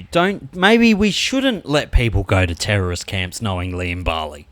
Well, things like that. When these things come about, they would be. Do you know what? Taking away other people's decisions. Maybe we shouldn't. Maybe if you know someone has a known terrorist as a family member, and they go to Bali to travel to a known terrorist camp and train in firearms and become a fucking precision shooter, maybe we should stop that. Is that how far that one? Is this the Bondi? Or maybe, yeah. Or maybe that's how far it's gone. I still remember. You didn't know that? No, I didn't know that bit. You went one step further than me. They went to a fucking known terrorist camp to train in. That motherfucker, I fire rifles. I know how to shoot. That cunt would leave me in the dust. In the fucking... I wouldn't even be an eighth as efficient with a firearm as that cunt. Yeah. So that's the first thing. That's the first thing I'll ask about. Tactfully trained motherfucker. So he trained. Was fucking what? They had hand signals. Yeah. They were doing these. They were doing fucking gang signs. It's called some kind of military training. They were doing... They do it so they don't speak, but they understand exactly the language. They can do it from 100 meters away. Yeah. That was so carefully planned. And the government... It's like the other day, they did like a mass arrest of like fucking X amount of terrorists around Australia. Why didn't you arrest them before? Was it you and I talking about the fact of... Why are they out? How are the different, between the police, the federal police, whatever kind of intelligence gathering agencies that we have over here, how do they not communicate enough if... Usually it's like one either in the state or the federal knew about it, but then didn't communicate the issue well enough. Is that it? Or is it something then much darker or deeper, which then gets you down conspiracy? It's all fucking votes. It's all votes and fucking who can stay in the fucking party. Whoever thinks Pauline Hanson's going to save you, you're a fucking idiot. No, that's not good either. You're a fucking idiot. She's a fucking full-blown... She's funny as fuck. She goes to a thing in a burqa. That's funny. She takes it to the extreme. It's funny. It's not for politics, though. Politics needs to be just normal cunts that aren't fucking incentivized by millions of dollars of fucking insider trading. Well, that's been happening as long as politics have been around, mate. There's always been incentives. Shout out Nancy Pelosi, the GOAT. Oh, I mean, you got a husband that has a lot of stocks and bonds, and all of a sudden a lot of good ideas come through when you're at the high ends. But that's why people like Trump. That's why, because he's face value. He's face value, but to an extent. We were hiding your dark sides and who actually who plays the game better. He's coming for, like, was it Mexico or Cuba's? He's like, he's making drugs. I'm gonna steal him. He's gonna have a whole roster of El Presidentes. No, well, the one recently now within the last week that I've seen is all about Greenland and Denmark speaking out. What the fuck are they doing? Greenland they're just chilling. I know. You can't even get there. What the fuck's wrong with them? They're too white. You're asking all the questions. It's like, well, hang on, do people. And what at the end of it, it's all just justifications for what they're going to do, regardless if you want the resources or for political gamesmanship or who owes what to who. It goes too far, man. About who's to what, but at the end of the day, who signs it off for these things to go ahead? For why would you go into Greenland and Denmark? Like, the fuck is the Americans going to do going into Scandinavia? Maybe it's good strategically. Maybe they want to fucking take over Antarctica. Yeah, but well, we got another. You got all Don't of them. Start me. No, don't fucking start there me. Are things I'm getting razzed up. Mad, I tell you, we're sweating from before, and it's the conversation. I've had 3 beers. I haven't had breakfast. I've had a cigar, and I'm ready to fucking get it. We've had a White Monster. Shout out to the White Monster podcast. Shout out to this White Monster podcast. Declan Moody. Shout out, one of the greatest grapplers in Australia. Australia, going around. Seminar tour coming near you. 2025 was massive. 2026 on the way. The man said in one of his last podcasts that the Passport is going to get another solid workout this year. They are opening up child's classes. Him and Nicky Rod doing things in Austin, Texas, where he's living. Big things on the rise, and sign a big deal for Polaris. There's a huge teams event coming up in the next few weeks. Let's do a charity match. We'll do a teams event. We choose two. I'll grapple with Declan, like in his team. Okay. And we'll do Nicky Rod and a retard of his choice. Oh, and just someone else? Someone silly that's going to hurt themselves, and then... you know how weird it is to watch people that don't know how to grapple and they grapple for the first time, and why you realize, that's why you guys are going to get hurt. Oh yeah, it's way different than once you start to at least know a few things, so you don't get hurt. I'm doing my first gym session next week, and I'm going to fucking die, dude. Here we go. He's got to get back in. Don't worry. I'm getting straight on TRT. Once I get to back to 72 kilos, straight on TRT. Straight on TRT. Straight on it. Got to ask some people. I've just come off the peptide. I had my first little go of the 157p. Whatever the hell the did it? I did it, yeah. Did you feel good? Oh, well, I had it when I did my back. I did the same time as I started physio. I did physio. I don't know what it was because it worked. Because you're at, for people who don't realise, Tom just looks like a random homeless person. That's right. With a nice beard. But this motherfucker has the body of a fucking Captain America. It's underneath all the hair and the sweat at the moment. Just let me pin you with a little bit of fucking TRT. Dude, you give a little bit, give me a little bit. I can just tell your body would fucking absorb it so well. Probably would. People want to start with diet and they're just like, so good. You'd feel so good. You've been trying to get me on the juice for fucking 5 years, mate. Yeah, well, I tried to get on it when I was fit last year, but then my doctor ruined my whole day. He told you your testosterone was still too good and wouldn't even think about it? I was I went to the doctor and I had it in my head. I was like, I have low testosterone. I'm always tired. I'm lethargic. But I'm showing all the signs. You gave him his symptoms. Yeah, it was hey, doc, I can tell you. I'm an ex. I love alcohol's bad for it. Previous drug history's bad for it. Yep. And I was like, I'm definitely low test. And I've walked in there, told him, and then a week later I go in and I was like, give it to me, doc. What have I got? What have I got? And he's like, I was expecting brain cancer. He's like, no. He's like, your test levels are fine. Everything's fine. And I was like, so why I'm always tired? He's like, do you sleep well? I was like, no. He's like, that's why you're always tired. Because you sleep well, the most basic. You son of a bitch. You know, I need to go to fucking a random person in Hackham West to get my steroids. Oh my god. How deep. I'm trying to go through the legal. I'm trying to do this properly. You're pushing me back to gym culture where I can ask a lad. A lad will find it for me. Just someone that's going to have a heart attack in 3 weeks because they're pinning up 4 mils of testosterone. Isn't that going? Bloody hell, there was another massive bodybuilder, and then they talk about the numbers of bodybuilders that have died. He died. His name was Piro. He was an Irish bloke that did a lot of good content. Being too fit's not good for you. Mate, but he was cutting. He's been giant the whole. He was always a strongman, like an Irish strongman, won like 5 times. UK strongman, like He massive. died, yeah. He died. Heart attack, probably. He was in his 40s. He had 2-3 kids. Just awful. But I saw in his November, he was doing a mad cut, and I think it was maybe the first time to do like a bodybuilding. Instead, he was always a strongman. And then it just makes me think of, I always think of Eddie Guerrero, man. Like how hard they train, push their body. You don't realise how take all the drugs, but then you're doing. Motherfucker He was a cruiserweight, but to get into wrestling back in that day, it was the big man, it was the strong man. The thing with though, Eddie, at the time, he wasn't as big as because it was very common to be like an obscenely juiced wrestler. We had Scott Steiners, we had like Batistas, Stone Colds, Rocks. Well, Stone Cold not so much, but dudes that were like Scott Steiner was one of the best examples. But like all of those dudes were superheroes. Lex Luger, superheroes. But then you got Eddie Guerrero, but you didn't realize how big he was until you look at it now, because he was fucking sliced and diced. He was the veins that would pop out of that bloke's bicep when he was juiced before, maybe a year or two before he died. The veins that would come out of that bloke. But then you saw, like, I remember seeing the dots on the back, and now I know that it was like, of course, he's just absolutely juiced to the tits to try and get a cruiserweight body. Because if you're a fan, you go back and watch Eddie Guerrero in his days of Mexican lucha libre. He was flying off top turnbuckles, double, all the diving hurricanranas, flipping off ropes, and then he got because he had to juice up so much, he became the suplex guy, the frog splash still. But how he could sell himself on camera and how he knew to take bumps but understanding of storylines. That's why Eddie Guerrero was one of the men. Look at that guy. Look at that. Look at that. There you go. And that's 365. That is 365 days of the year. So, yeah, because he's going out doing 300 shows a year. Bro, this is not tense. There you go. Early Eddie. So WCW Eddie. There you go. So in the mid to late 90s. You can see it in his face, bro. Oh, look how red he is all the time. Yeah. You don't realise all these little telltales. But look at the core, thick. Like, you have to work out. You have to be fit. But also because, he had an alcohol fucking drug problem that fucked him, and then all of a sudden his valves decides to shut down, and he has a heart attack in a hotel.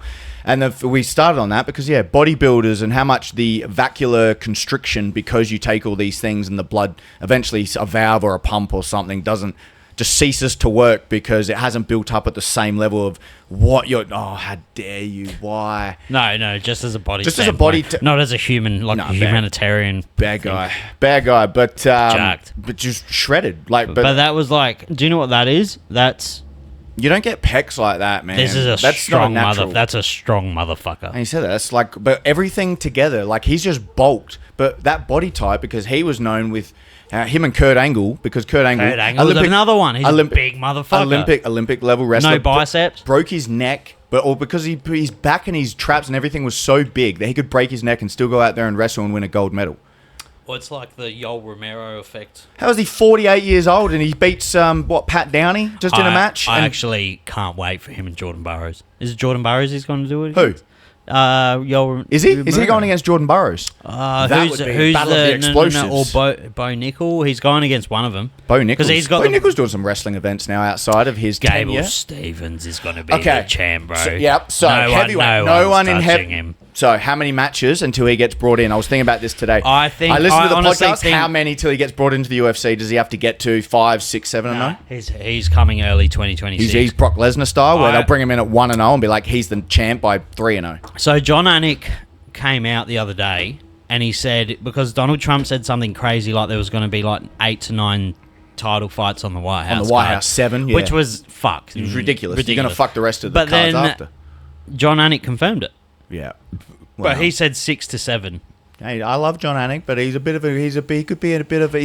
company man. If they have to do that, because if they're gonna, they need this to be their masterpiece. Yeah, okay. Do you think Dana White is going to take anything less than perfection there? Yeah. Okay. Do you know what I mean? But why is it all the title fights? Because it's the most prestigious. But also what fights to keep people entertained? But how do you beat UFC 300? Because that's their prized possession at the moment. Well, it's always the numbered cards, so they do stack them, but they only ever stack them with about 3 titles. But Dana came out and said this has to blow out UFC 300 out of the water. How do you do it if the fighters don't come out and do it? You have to have. It's either John and Tom, or it's John and Alex. That has to be the main. The masterpiece, yep. Then it has to be Taporia has to be on the card. Right. Islam has to be on the card. Yeah. Kayla Harrison, I presume she's going to beat Amanda Nunes. Well, that's next, right? That's the first one back. I think she's going to beat her, regardless. That whoever wins that will be on the card. Yeah. That's Nunes 3. is, yeah. Yep. 4th. That's 4. That's 4, yeah. Then you got to have the BMF. Yep. Okay. Max Holloway, Charles Oliveira. Yeah, but that's already coming up. That's already fucking coming. That's already happening. That's already happening. So you do the BMF to whatever. Yep. You give Hooker the winner. You give Hooker the winner. You reckon the winner? Hooker's going to go fight in the White House? Hooker they give him that for chance? the BMF. Yeah, I know. Well, for the BMF. We know that. Huge. That'd be a big fight. That's what I'm saying about pick Taylor. And then pick it the all opponent for it. depends. Do you know what depends? Because Aaliyah's, it depends who wins out of Gaethje and Pimblett. Because say Aaliyah's iced out. Oh, if it's Ilya say versus Aaliyah's Pimblett, iced out because of whatever's going on.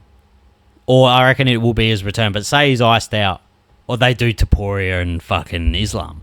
They do Taporia Islam. Well, that's what the hardcores want. That's what they'll do. That they say they do that at the White House. Then whoever wins, say Paddy's going to beat Justin. No, well, hang on. How would you do to at this stage as well? The thing, getting it sorted because of the directions they're going. How would you even put Taporia versus Islam together? Does that mean Taporia goes up to 170? Because I know showing that Taporia goes up. You reckon Taporia goes up to Taporia goes 170? up. Say Taporia can't hold the belt at 170 the way that Islam could. Them at 155 would have been good, but it's past. It's now the ship has sailed. For the drama of the card, let's say they do Islam and Taporia. Okay. Taporia's chasing 3 weights. Alex is chasing 3 weights. Great storyline. Who's going to make it there? Yeah, cool. Okay, that's a great storyline. Yep. Then you got Chandler Connor apparently. And then you got Chandler Connor. Say you put that on the. Mate, it's got to be on the main card. You put it as the opener. Fucking hell. Put it as the opener of the main. Conor McGregor's the opener on the main. But on the White House card, that's huge. Yeah. And then you got the winner of Paddy and Gaethje, which is going to be Paddy because Gaethje's washed. He's little, but I mean, he can. He's washed. Let's see if he can hit him because Paddy's taken a good shot throughout time. But let's see if Gaethje can actually get one on the chin. Listen to this. I'm gonna crack a beer for this. Yeah, well, if you're doing it, I'll do it. Oh man. Yeah, now it's too hot. Our hands are sweaty. So, on the 1st of February, Alexander Volkanovski knocks out Diego Lopez. Yeah, cool. He says, "I got one more in me." He wants to go up and fight Paddy. The White House card. Yeah. I want to fight Paddy Pimblett for the double champ. And then right in front of Donald Trump, he raises both belts and goes, "I'm retiring." Yeah. And then he lets him read out the Epstein files word by word. There you go. I would say that, man, sign up. But then that can't be the main one because they're going to have heavier guys. And the way the belt system has always gone. It doesn't matter where it is on the card. All that matters is the fact that he's retires as a double champ. Just takes it and runs. Well, you'd say that he's one away. One away from what? If he does not win this fight, Volk's retiring. Oh, I think he's only got 1 or 2 left in that he'll say. I really hope he did well, keep going out, win this one. And then if he goes one more, he's got no more. But imagine, Volk he's already the best Diego, in Australia, which I hate that fight. He beats Diego, and then the winner, I imagine Paddy will beat Justin. Yeah. Imagine Volk going up for his retirement fight, trying to capture that second belt one last time. Well, Paddy's already come out and he said that. He goes, I can see that happening, that him wanting to do it exactly how you just laid it out. Paddy Pimblett said only like a week or so ago. Where he goes, I can see him wanting to do it and step away. Like he wants to step away. I imagine Marab will win the belt back. Or, do you know what you do? Petter. Do Pantoja and Pantoja going up for the bantamweight belt. He could, but now he's got a little time off. I mean, you're talking about the White House card. Josh Van. You got Van now. Van hasn't built the name. He needs to fight all the up-and-comers now in 125. I don't know how bad his arm is, but... Apparently it wasn't... Nothing broke. Bullshit. Yeah, man. Dislocation. No, whatever they said, there was nothing broken. Impossible. Yeah. No, they said like now it's because afterwards there was the weirdness of he blew his shoulder out. Jarred. But apparently it just like because we all saw the slow motion. Bent. We saw it bend. Apparently nothing broke. It's lucky to be not like a compound fracture. Nah, they said it just bent. Oh, so he'll be back. Yeah, he'll be back. What time? Apparently. July? June, July? Well, I think that would be more than 4th of July they're doing? I'm assuming. Are they going to? No, they want to do. They want to do International Fight Week. International Fight Week, which is around that time. It's still in June, July. Yeah. So you do Pantoja going up unless he wants his belt. He would want his Yeah, belt. he'd want to win. I But think that's a they have to good time fight. that. That's a good fight to put on the card. It's a great fight if it gets past a minute and a half before he posts and breaks his arm. Pantoja's a fantastic card. Yeah, we didn't get to see it. You have to if you fucking and then do a fun fight. Do a fun fight. That's a fucking good main card. It depends on how you like. Oh yeah, the main card could be good. You could put so many though, but then Pereira. So you've got. I want to go back. Marab and Jan, right? Do they have an immediate rematch? Yeah, they have to. You reckon? Marab's fighter of the year. He was. They still wanted to give it to him, even though he lost at the end, and that was it doesn't matter. That was a big back and forth. That's balls. Well, it doesn't matter. That's why the fact he took the 5th and then lost it. And people that go 4 fight camps like strong at as a championship level, and he doesn't cut weight properly. He doesn't have physicians and shit and technicians. He does it old school. He goes out, starves himself, runs laps, runs sprints. But modern MMA fans have to get it into their heads that it doesn't matter if you lose in MMA. It never mattered. It's about the fight. Made me just think of, I saw a Ben Askren quote and he was talking about Nate Diaz's record. Now he's like, oh, he was an average okay fighter, but he's like his record like this. But it was like, yes, but the way he fought was what brought in, which doesn't matter. Back when it was all about getting eyeballs because it was the way he fought. It wasn't everyone's getting it into their heads that it matters that Moraes has a 1 next to his name now. That's the latest release. Yeah, who gives a fuck? A 1-1 record from when he was like 17 to get added to Michael Morales. Fucking this is the Khabib effect. Khabib fucked it for everyone because he was the only one to retire. The O in boxing's always been coveted, but it never has in MMA until Khabib came. Yeah. And it's like this. Well, we've always known this. You get into MMA, there's so many more ways to lose because there's so many different skill sets you have to. The O became popular when Conor was on his rise as well. Yeah, but Conor had already lost 2 or 3 times. Did he? He did two. Yeah. He lost 2. He lost 2 because he lost to who's the guy they brought in, the other Irish boy who actually had a decent UFC career as well. That's a perfect example of like the O never meant anything in MMA.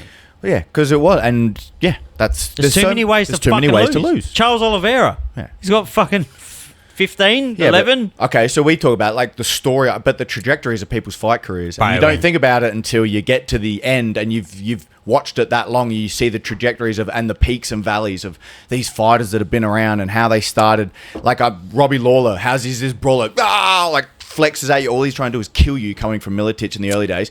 All of a sudden, like 15 years later, he's in the UFC winning a title with like solid boxing, head movement. His ability to in and out. Lovely guy. Used to be a full-blown savage. You just multiple open? You multiple open. I didn't know. Didn't even have it in front, mate. I'm fucking blackout drunk. Oh, how dare you, sir. Not even there, mate. Check your pub sesh after this. Huh? Oh, well, if I had all that money, I'm going to watch you. I'm not going to go there. I want to drink. It's such a nice day today. It's hot as shit in here, man. Do you know what pisses me off? My car.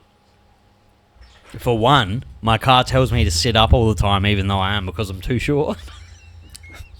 Do you want to say where you're jumping into your nice new truck? You got to jump into your truck. Like when I'm driving, it'll say driver. You need to get him off the screen, mate. You just want to leave him just plastered up the whole There's time. There's just a picture of fucking Chris Benoit sitting over. Every time he says the background and everything, I look my left peripheral's just Chris Benoit sitting there. When I get into I got a fucking Prado. When I get into it and it's got so much mechanics. Like when you aren't paying attention, like if you look at your phone or something, it says, which you shouldn't do. Which you get caught on the cameras that we have here now. When you do it, it says driver inattention, blah blah blah, and tells you. Oh, does it? Your car does. And when you like crouch over, it tells you. But I'm never crouched over. I'm always like looking, and it's like sit up, please. I'm like I am. Mine's old school, mate. It's like you put a heavy bag on it, or you got a carton sitting on it, and it won't let you move because the seatbelt's not strapped to it because it thinks it's a kid. That's what I was gonna say. Old sensors. My car though, when it's over like an X amount of degrees, it'll tell you that there's a heat and weather warning. Oh, okay. Yeah. In your area, maybe I don't know. Maybe so you don't flick cigarettes. I don't know why, but. And then I've seen on the news there's a mass weather warning at the moment. We're going in. It's going to be up to like 46 degrees Celsius over here. But when the fuck did it not become hot in Australia? It's always been hot in Australia. No, but like, I was thinking about it the other day. I'm like, don't act like our weather's gotten hotter. Because Australia's always been fucking hot. Yeah. Like everyone's like, oh, it's a hot week this week. It's always been hot. It's fucking Australia. You just talk about the conversation starter. If you go into the pub, you go into the bar, you go in to get coffee, you walk out, you're like, bit hot out there, isn't it? How's it going? Working out there in that weather, champ, you know? But then you go overseas and they're like, it's fucking hot over there, isn't it? It's like, yeah, it's hot. That's the first thing people know about Australia. It's fucking hot. That it's fucking hot because we're mostly a desert. Most things don't get lived in. We're white Arabs. But apparently, but we're still not well enough for our skin to, for the most part, to take the direct. It's fucking hot. The direct rays of the sun. But it's a hot country. It's a hot country. It's a hot fucking country. It sucks. Yeah, this sucks. And like, this weather sucks. It's hot as balls here, and you're a bloody, you're a 7-minute drive from the beach. Yeah, it sucks, and we can't even go to it because they've poisoned it. Well, China. You just don't want to go swimming in those blooms, the algae blooms that are still, whether they're there. It just baffles me that, like, they're making it seem like this is not I don't know why it fucking They always do. me. Why are you annoyed by this now? They've Because always I feel talked like about it's how a fucking push. hot it is. It's a push for fucking some political fucking thing. It always is. That's where the conspiracy mind always Australia, goes. we're having our hottest 20 minutes in fucking 24 years. Yeah, they'll say, but then someone will pull out a graph and be like, if you look at it over the long term, that's always the weird one. But people always, it's a conversation starter over here, mate. The fucking weather's hot.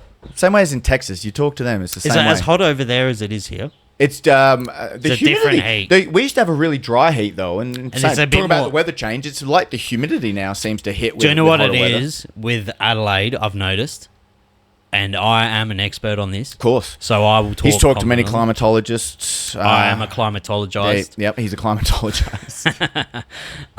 The seasons are different.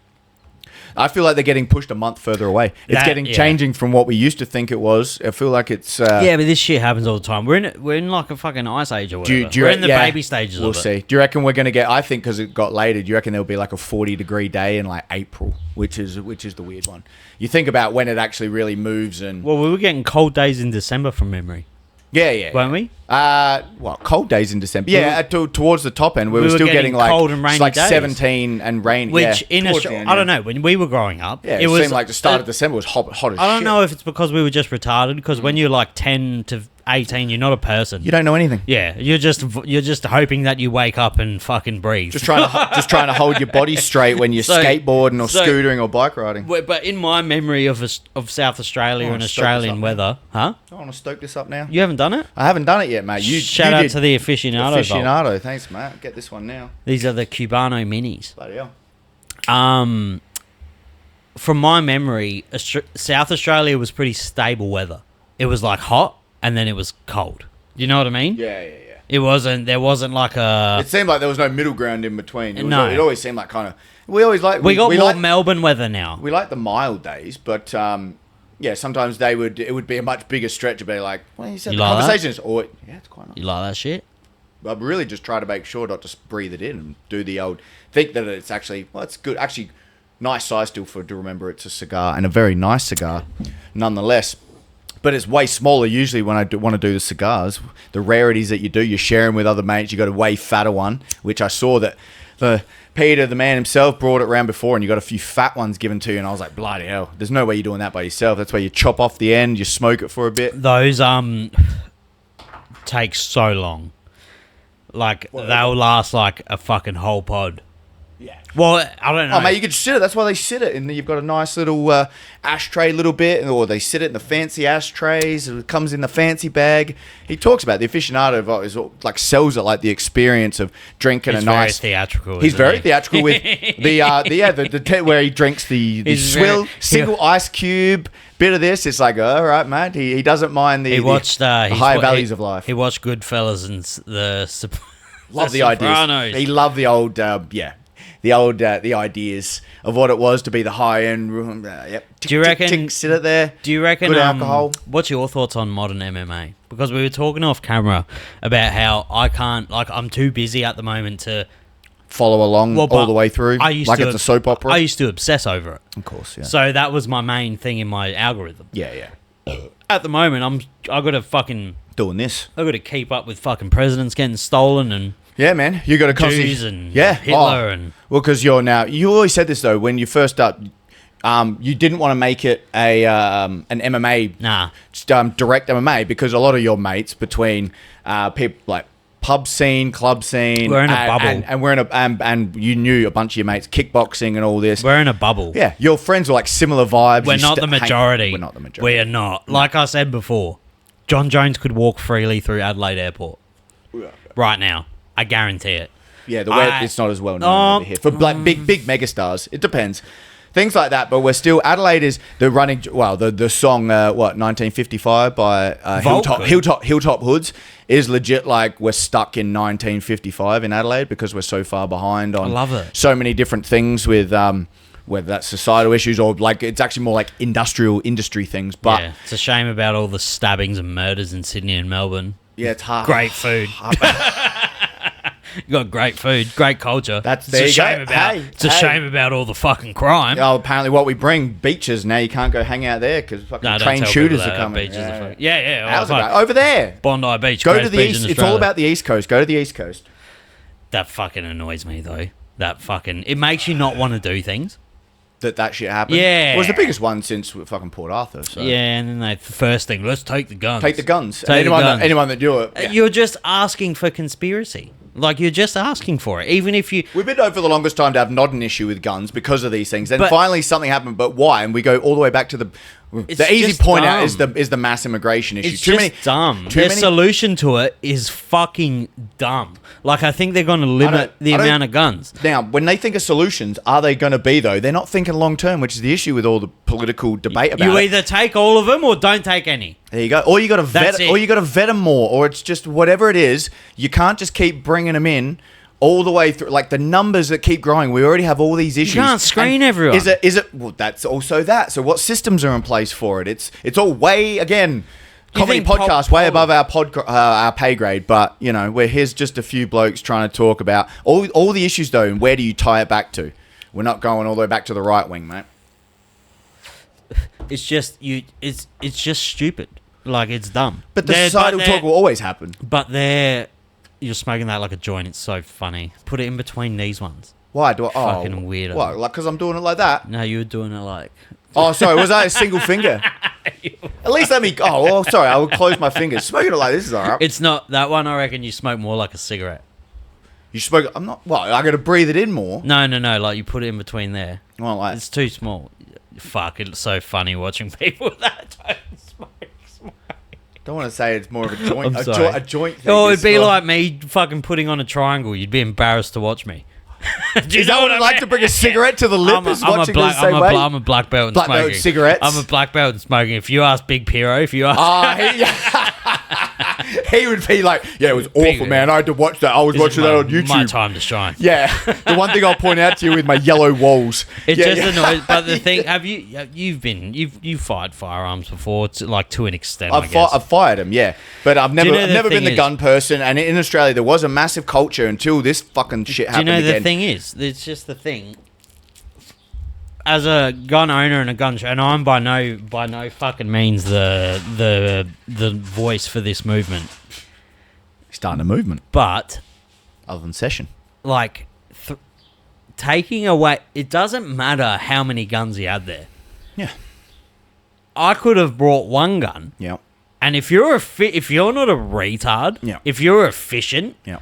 And you just bring ammunition. Just bring your belt. It doesn't matter whether there's 10 guns, whether there's fucking... He did it with a semi-auto. He didn't even have an AR. Mm-hmm. Like, do you know what I mean? Yeah. He didn't... He had a bolt-action hunting rifle.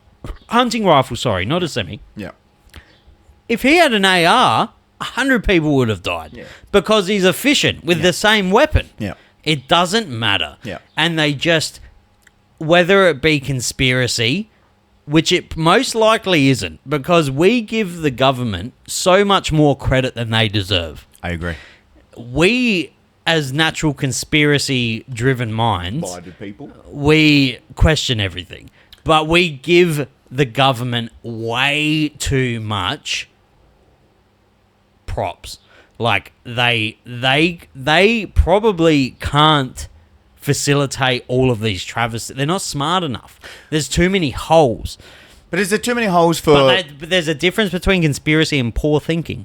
Yeah. Do you know what I mean? Yeah, keep going. Like, I feel like there isn't a conspiracy behind it, but the thinking was so poor and so erratic and not thought through in the retaliation of the event that now our conspiratorial minds are thinking they can't be this fucking stupid. Yes. But in reality, they actually are. Yeah, maybe. Do you understand? Yeah, it's the dichotomy of the is the political gamesmanship that it's how many situations can you think through to change and improve a country at that level? How much do you then have to sell it to your populace? Or how many things do you have to show? Am I being like diminishing of how smart and powerful the government is? It's another thing. Like, I don't know. Well, but I don't think they are. I don't think that random event. I think that random event was just a fucking psychopath that wanted to hurt people. That's what that was. I think so. And it was how much they could. The lead up. Could they catch him? I don't think it was an Israeli psyop. Nah. I think it's a very big shame that it happened. And I know a lot of Muslim people, and I have a lot of love for a lot of Muslim people. There we go. But fucking, I don't feel like it was a Jewish psyop from Netanyahu. No, I think it was a. Do you know what I mean? Yeah, I think it was a psycho trying to hurt people of the Jewish race or ideology. Yeah. But why now? Is it because there's more? That's why it just is it firing more people up? Is there more pockets of this happening? How much thinking is this, and how much is it pushed on you compared? But you can't. In my 32-year-old mind, you can't fucking shit on them too much, because we've all been in situations where we, as young men, have a really serious problem, and our first reaction is let's just get rid of it. Let's shake find your hands. Yep. Let's fix it and shake your hands. Let's find the easiest way to fix this and just fuck it off and not worry about the repercussions. Sure. When you're managing a country, way more. Yeah, there's a lot more. The web is way deeper and way further. It's much more spread. And when you make rash decisions, the web of it is a lot worse. Am I making any sense? Am I retarded? I just makes me think of bureaucracy, and that's the word that you describe for, and that's why we don't like politicians, because if your brain goes in that direction, it's far too split off. Once you get to a certain size, we know this about the human brain, we can't take on certain amounts. The old Dunbar's number for personality traits and how many people we can keep that we care about. Once they get spread out far too high, numbers don't become something that we actually think that causes a feeling. Are you in there? How many altruistic people are stepping into politics too, instead of a power game that you're trying to do the best for your community, which I think is a lot easier at smaller scales with smaller numbers, compared to when we look at something like the American or the Australian government with all the numbers that are then paid for with everything that goes. Don't even then start with like the taxes and everything that gets moved out there. What reason did you get into politics, and how much nepotism is involved? Financial gain. I don't think people get into politics anymore for the purposes of actually trying to do good because you really believe in your flag, because I think all that shit turns on a dime, and how it's very difficult to keep devious habits. I think it's bad habits that come out in the Do you know what it is? Politics is a solid spot for people that are semi-switched on, and they think they're switched on. Probably got bullied a bit in school, have weird fucking kinks, and want to make a lot of money. Yeah. There's a lot. You're trying to put onto someone about who gets drawn into that kind of work. JD Vance. Everyone thinks, JD Vance is pretty cool. He fucking has like some of the biggest shares, or had shares in fucking all of these AI and drone companies. Yeah. He's a big tech guy. Yeah, Elon and that are going to push him. Yeah. Elon are going to push him. Oh, Elon. I'm not one of those guys that thinks Amazon, Elon's one of a massive fucking thing as well with Bezos, and everyone that's doing it. They're all the ones that are funding all the big explorations and doing all this. You think Donald Trump's running the country? No. It's always been it's the bureaucracy. It's the background noise and all the what ifs. Can you explain that word to me? Bureaucracy. Because I watched. Have you seen? There's a fantastic movie. I believe it was the movie of the year. It has 100% on Rotten Tomatoes. It got 100% on everything. Okay. It is Godzilla. Oh my god, Godzilla 1 or 1 Godzilla. Wait, let me find the title. But so it's not about a guy that comes, a big animal that comes into New York from Japan. No, it's not from. It's a Japanese movie. Is it about Godzilla? In Japan? Yeah, it's about Godzilla, but it's heavily based on the bureaucracy of Japan, because there's a lot of steps they have to go through and governments to deal with this issue. Yeah. But there's an insane Godzilla 1. It's on Netflix, I believe. Here we go. This movie here. No, Godzilla -1. -1. 7.7, 99% on Rotten Tomatoes. 7.7 on IMDb. That movie there. 81 on, what's the whatever other metric that's down Metacritic. Metacritic compiles everything on the internet. That's like that's the internet score. That's fucking high, bro. Because some people just bomb movies because they're at 100%. Yeah, I understand that as well with like horror movies. Horror movies are all like 10% because most of them are terrible. When this movie came out, it was 100%. And I watched it, and I'm not like a Godzilla fanboy. I like Godzilla 1995 or 3 is one of my favourite movies of all time, though. Really? Oh, the original one with the original Western one. Matthew Broderick. Yes. Yeah, banger. So Godzilla -1, it's heavily based on more like the bureaucracy of Japan. Yeah. Yes, tied. There's societal aspects tied in But with can movie you explain releases that now. word? I won't be able to explain it well. You're better a off word man. Yeah, I am. But it's like statesmanship. It's the idea that it's taken out of the. It's the lawfulness. What another word is like jurisprudence. All these things that are tied in, like it's laws that are put in place. It's contracts. It's the idea that when you work in that, you're dealing with facts and things that are written down at a level that's how you create laws. It's how you create justice. Is the bureaucracy of people that have to write these things down.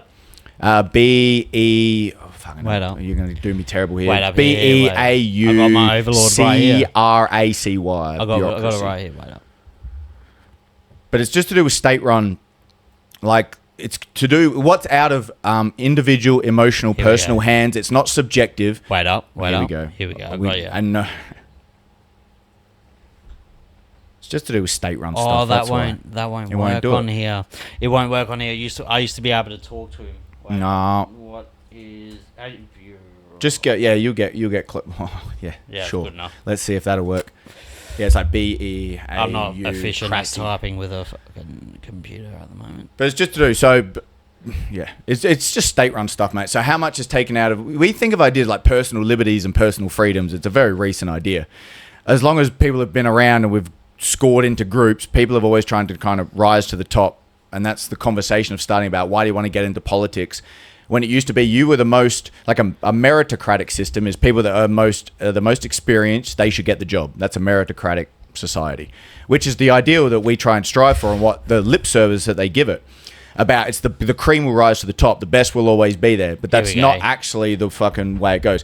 Here we go. You want me to go? Yeah, go. A system for controlling or managing a country, company, or organization that is operated by a large number of officials employed to follow rules carefully.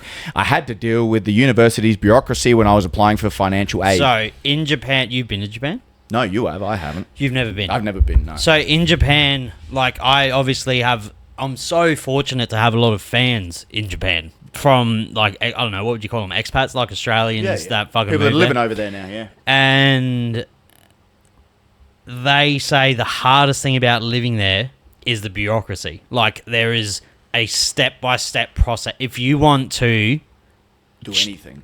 Change your number. Yeah, you gotta ask. You have to go through the right channels. But there's no internet. Yeah. Oh. No. There's internet there. But everything's still done pen and paper and takes ages.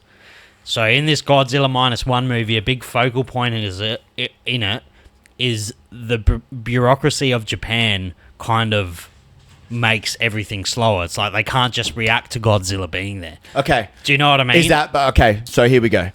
So political philosophy, that's the idea. I remember a book, you talking about that. That's a close-knit society. It's very tight because it's lawfully, bureaucratically, it's structured so strong because the culture of Japan has been so isolated and self-isolated to a strong extent. Japan, China... because they love their fucking country. They love their they're culture. Scared they of love Western culture because they got fucking nuked. And why was the big reason that Japan took on... Why did they change and then all of a sudden develop technologically so fast? Was because gunpowder came in. All of a sudden cannons, which killed the Age of the Samurai, killed the Bushido culture, killed all that stuff. They took it on because they saw this doesn't work anymore. We can't just keep it isolated after 200 years of civil war where it's all the city-states of Japan fighting against each other, but still with swords and craftsmanship and trudging over. And then all of a sudden gunships came along, cannoned them off. Come in. And then other systems get put in place, but tight-knit or loose-knit societies. Loose-knit societies are like democratic. It's Do you know the rah-rah of the crowd, essentially, compared to China, which has kept this... they're an authoritarian regime, mate. Essentially, their government, their state is the god of the world. It works. They've worked it for 5,000 years. Do you know what was one of the most interesting things about Japan? I remember I was sitting it was such a special moment. I was sitting in a izakaya, this little bar. They call them izakayas. It's like literally there was 5 seats in it. Mm-hmm. And that's where you met the old guy that loved you? Yeah. No one spoke English. Yeah. No one. But this bloke that sat next to me, by chance, was a salaryman from Japan. and he done a lot of work with Western countries, so his English was sick. Yeah. And I was talking about like the lack of religion over there, and they're like, because of the Westerners coming in and destroying everything, we kind of keep our religion and belief and stuff separate now. Mm-hmm. Yep. But that's in Japan. They don't even like cross the road when there's it's 2 in the morning. Jaywalking's nothing, non-existent because they believe something's watching them, or blah blah blah. Anyway, that's not the moral of the story. Grand eye of the big brother. The story is, when I was talking to him, I was like, "What do you think about the Yakuza?" Right. And he was like, Pretty honest. "Whatever you hear about them, Yeah. we actually love them." They keep things. There's a certain checks and balances that the The Yakuza keeps in. government didn't like them because they were obtaining the civilians adornment. Do you know what I mean? Like An they adornment. were not an adornment. What would you call it? Like they were gaining the popularity of the civilization of the everyday people. Yeah. So the underworld was the populist vote. They were actually getting the groundswell and the rally. Okay. Because they would look after people. They They would were never. the grassroots.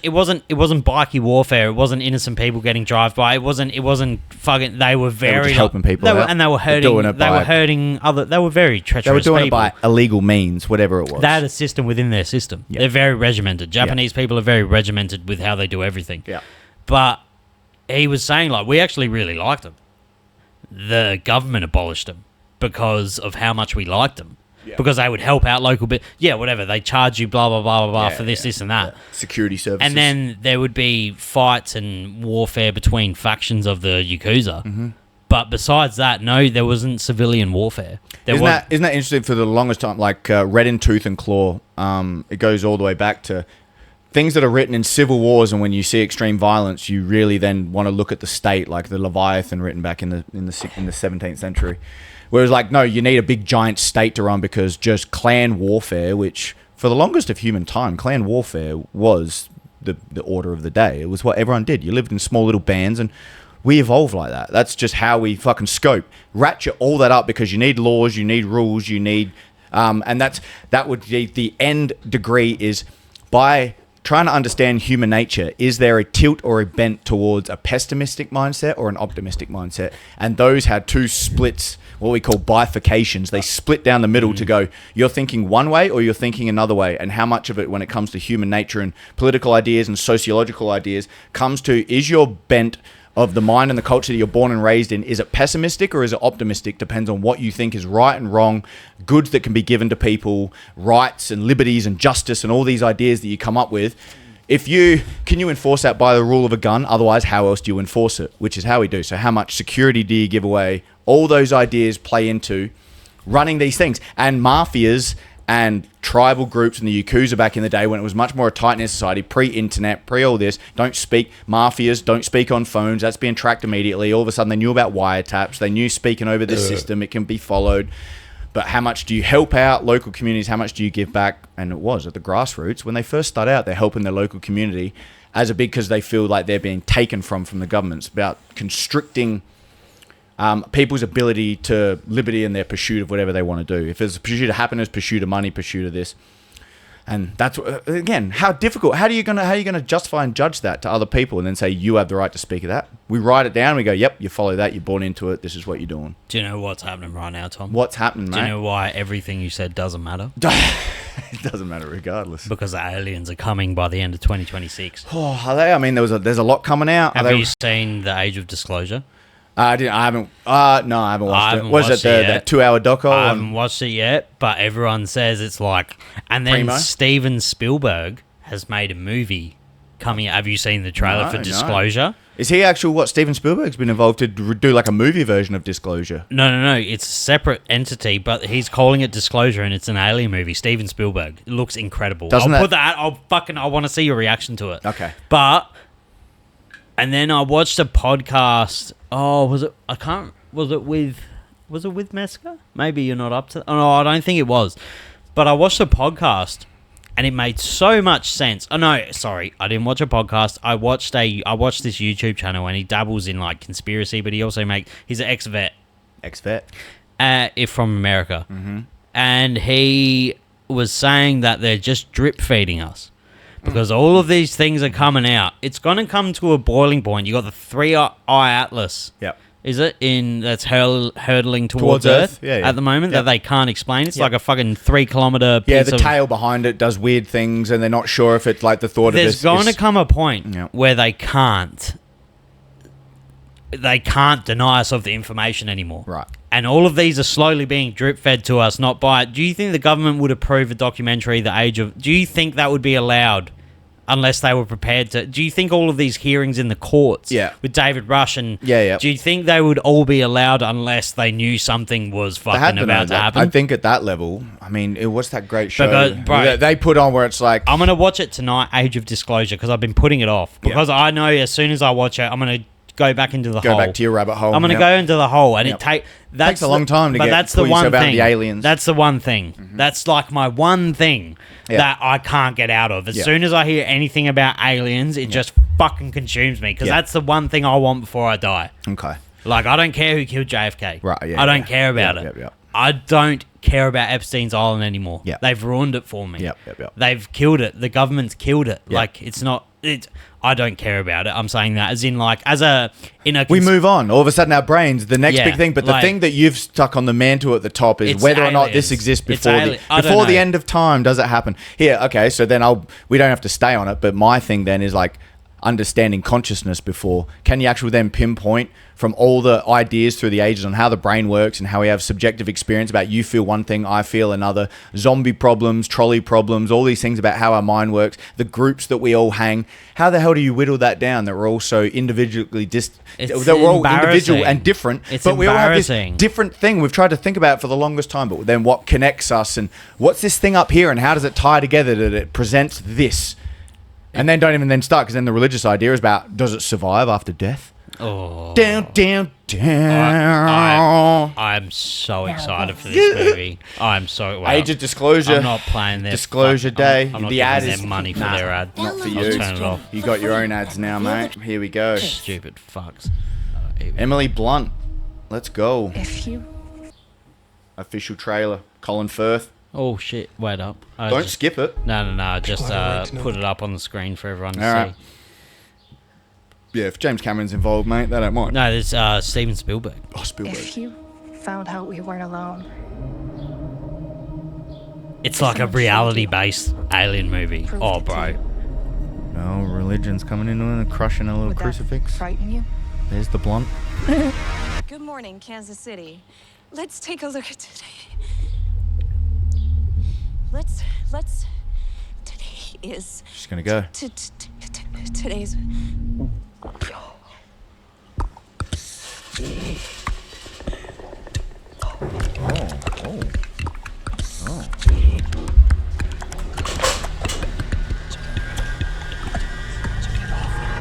Oh, they think the demiurge is coming.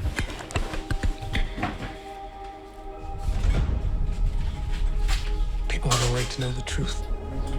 It belongs to 7 billion people. What is it? Oh, of course. You won't believe The me if NASA I setup. told you. So I'm gonna show you. What are you gonna do?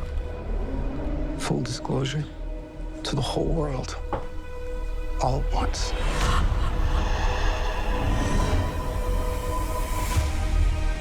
This summer. Are we all chipped? Oh, of course. Dude, They've got the fields. Wandering. I'm telling you, they're drip feeding us Tom Piro. I think so. Yeah. I think they have for a while. They're just making it more realistic. Do you think they are? Crop circles. Starved for the truth. Yeah, well. We all want this to be real. We want a certain men in black. Everyone wants this to be real. That want a isn't, certain men in that black isn't in our like life. divinely religious. Okay, so exactly, it's the secular god, mate, is the aliens that come down. Well- but they're more advanced. But are they going to then, if it's real, are they coming to help or hurt? So that's... Sorry, this hair's fucking out of control. Need that hair, mate. You're trying to be the electronic Jesus, in the words of Duncan Trussell. Look at that. It's incredible. The locks, especially with the complexion, mate. I'm pretty sure I've seen some motifs and murals of Jesus Christ, our Saviour and Lord, that's look a little bit like you, mate, from your Cypriot background. Well, the thing is... Here's what I got to tell you. Here's the thing about it, guys. Black helicopters. Here's the thing. Here's the thing about it, guys. It's Sean Strickland. I'm not saying this. But it's just... It's... it has to be real. Aliens. It has to. Like, imagine the misery you would feel if you knew that we were the only mother. People don't. Depends on how much people want to look like. Actually, think about it to keep them up at night. Everyone that thinks I can't even open my fucking beer because That's my how hands sweaty are it still is. I think anyone that doesn't believe in aliens doesn't know the true size of the universe. Oh, you got the Eddie Bravo. You haven't. But no one knows. No one can fathom the size. No one. But can. like, we if can't you value don't- those numbers that get that high about how large the universe If actually you don't is. even know the presumption of the size, Right. You're like my mum. She's an old little Cypriot lady. Yeah, she doesn't expanded that No, mind of the scientific. No, Yeah, she fucking grew up in the 70s, 80s. Not, do you know what I mean? Yeah. Like, she doesn't realize She's never gotten every into it, star yeah. she looks at. Yeah. Is a sun that's out there in the known solar, well, not even in the solar system, And but then in the galaxy that we're around. It's not here to Tasmania. No. Do you know what I mean? No. Hundreds of millions of kilometers If between one star. It's 2.5 light years. So if we move, what is it, somewhere around 300,000 kilometers per second is a light second. Tie that into an hour, and then the closest star that we have, Alpha Centauri, is it 2 or 4 light years away? Which means for travel, for us to create a vehicle, a chemically enhanced rocket to shoot ourselves to get there, would take that long, but we don't move anywhere close to the speed of light. We can't have an apparatus. We don't think we have. We don't think we have. That's why we like aliens. We think they have technology where we can just zap in and out and move around. The next minute we're in an episode of Stargate. Imagine Trump just fucking in 4 days just is holding up like this alien's head, and he's like, "I took their El Presidente. I took their leader. I've got their leader. Doesn't matter if it's a country or from a different solar system. Do you reckon I was talking about this with a Muslim? I won't mention his name, but I have a friend who's very Muslim. Just preaches the religion. He's very, very Muslim. very devout. And very devout Muslim. And we were talking about Netanyahu.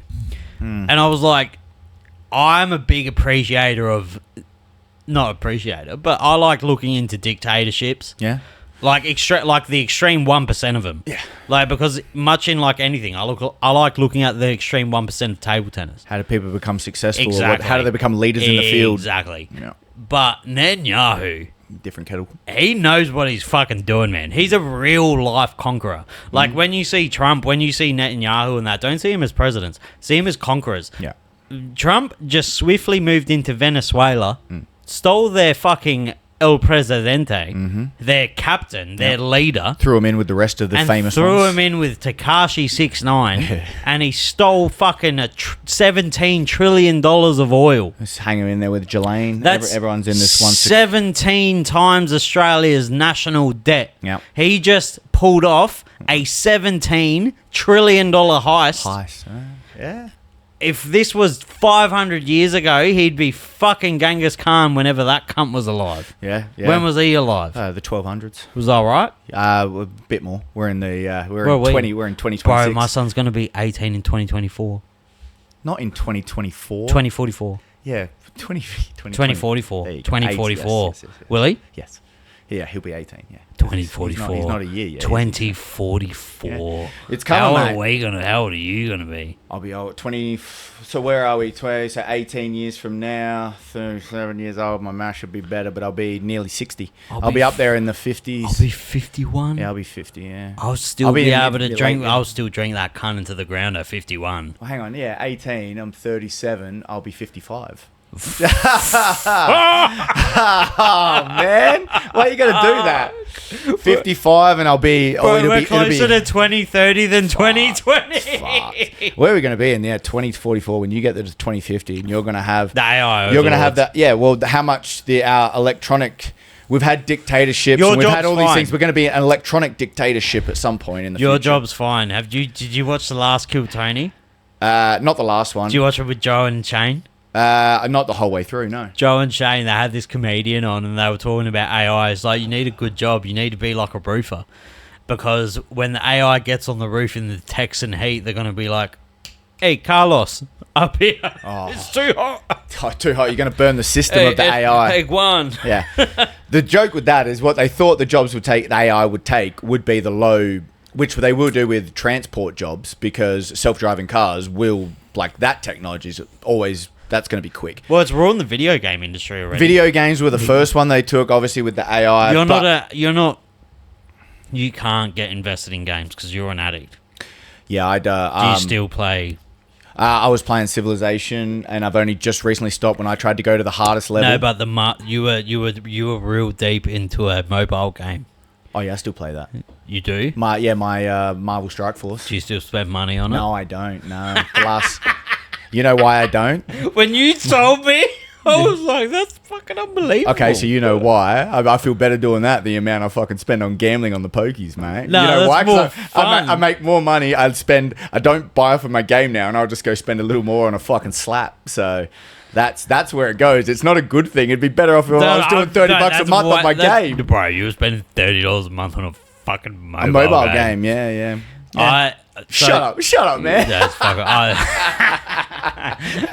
How dare you? Don't judge me for my choices. I was. Do you know who's in Adelaide right now? And he fucking replied to me and said he would do the podcast. Yeah.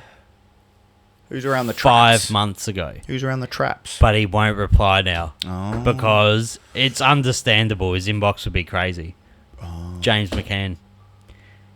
Who's James McCann? James McCann's in Adelaide. He's back living in Adelaide. He was on Rogan 2 weeks ago. James McCann's the comedian from Adelaide that is in the Rogan sphere. I saw it come up. I didn't see. You've never seen James McCann? I never watched him. I saw he was a comic, which means I didn't watch the episode. James McCann's like the Australian Shane Gillis. He's so educated in history. Oh well, now I need a. I didn't know he was an Aussie. It didn't say Australian. It just said comic. Got this going. And I saw comic and went, nah, it's a new comic. Adelaide. I don't know. Well, now I got to go listen to it. Shout out James Adelaide. Well, get onto the Sesh with Sav, mate. Come on here. Mate, he went on Joe Rogan last, and they were talking about the Indian dreaming. Oh, the great poker machine. James McCann said to Rogan, he's like, oh, like the pokies. And he's like, what's that? What's the pokies? What's that? And he's like, slot machines. Pokies. Slot machines, yeah. No idea. Didn't know about it. And this is the first and only time the Indian dreaming will ever be mentioned on the podcast on Joe Rogan. Yeah, the old classics, mate. You would know that. The early machines of the pokies. Because what was the other one? Dolphin Treasure? I still like the old ones. When it was like 40 cents max spin or whatever the hell it was. I still like the old ones. They are few and far between. You want to talk about the slaps of the reels? Because that was one of the first, like... I'm going to buy one for in here. You know, you can buy them for... I've seen one on Marketplace for again, you like it $3,000. But why do you gamble? Because you want to hit the machine and money's going to pay out. If you've just got it for the slap, you're not going to play it. Nah, if I'm going to if you bitches waste your money in here, I'm going to waste keep your money. You're actually going to keep it going. You're hilarious. Anyone you invite around, put 20 through the machine, mate. Bring your coins. You need to remember the Tom will be here for 4 days. Someone will have to kick me out. I'll be slapping back dollars. Back when pokies used to accept dollars. Yeah, man. And you'd win like $500. I don't know what they do or how many machines in the rest of the world that this reaches to where you can tap your card. In Vegas, that's why do they still do that? To tap your card. Can you tap your card? No, I think in Sydney you can. You go to cash machines. I think in Sydney you can. That's dangerous, and on my son's life, I'm leaving my wallet at home. I might even leave my phone because if they got paywave, it's over. Yeah, it's better off you just take... That's dangerous. That's entrapment. Oh, it's bad. That's why they don't do it. I mean, for people that don't know outside of Australia, you go to a pub with all the way... In Adelaide, you can't even do 100. No, so call back to the old why we have so many pokies for this. There's so many, again, authoritarian government in a certain way, but to think about people, you can't pull out more than $250 out of a machine on the premises in pubs. You can't take more than 250 out in 24 hours. 1250. Well, oh yes, no, in the ATMs. In the ATMs. No, he's right. See what I'm saying? I thought you meant in the machine. No. Nothing to do with tickets and the machines. But we people would keep you go back. You take more cash out. Take more cash out. Take more cash out. People obviously find their ways around it now. If you really want to do that, how? Well, you go behind the bar. You can go to a different bar. You go to a different pub. Brilliant you can, son of a bitch. Well, you can do it if you really want to keep gambling. But that's why people don't. They've tried to again suppress the impulse to want to gamble because man, human brains, love it. We love a gamble. Do you know why? Well, We're a Aussies love suppressed to country. gamble. We don't have shit to do. Maybe it's too fucking hot. We enjoy the beers too much. We enjoy a beautiful cigar on a stinking Do you have hot shit to do 40-degree today? day.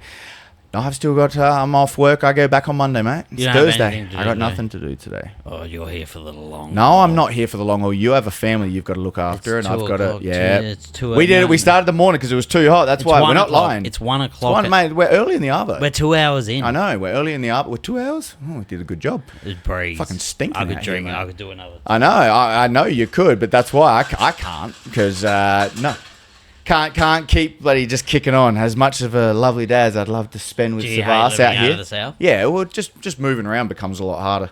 Do you reckon you ever coerce Sarah into moving south? Not until she makes it easier for her job and everything. I'm used to driving with my What's her work. job again? She's like payroll down in the Unley area. We'll get her a so- job down here. Yeah, well, that sounds great, but It sounds great, but it's not going to work. it's not going to happen. It's not going to work. Yeah, everything else we've laughed about this.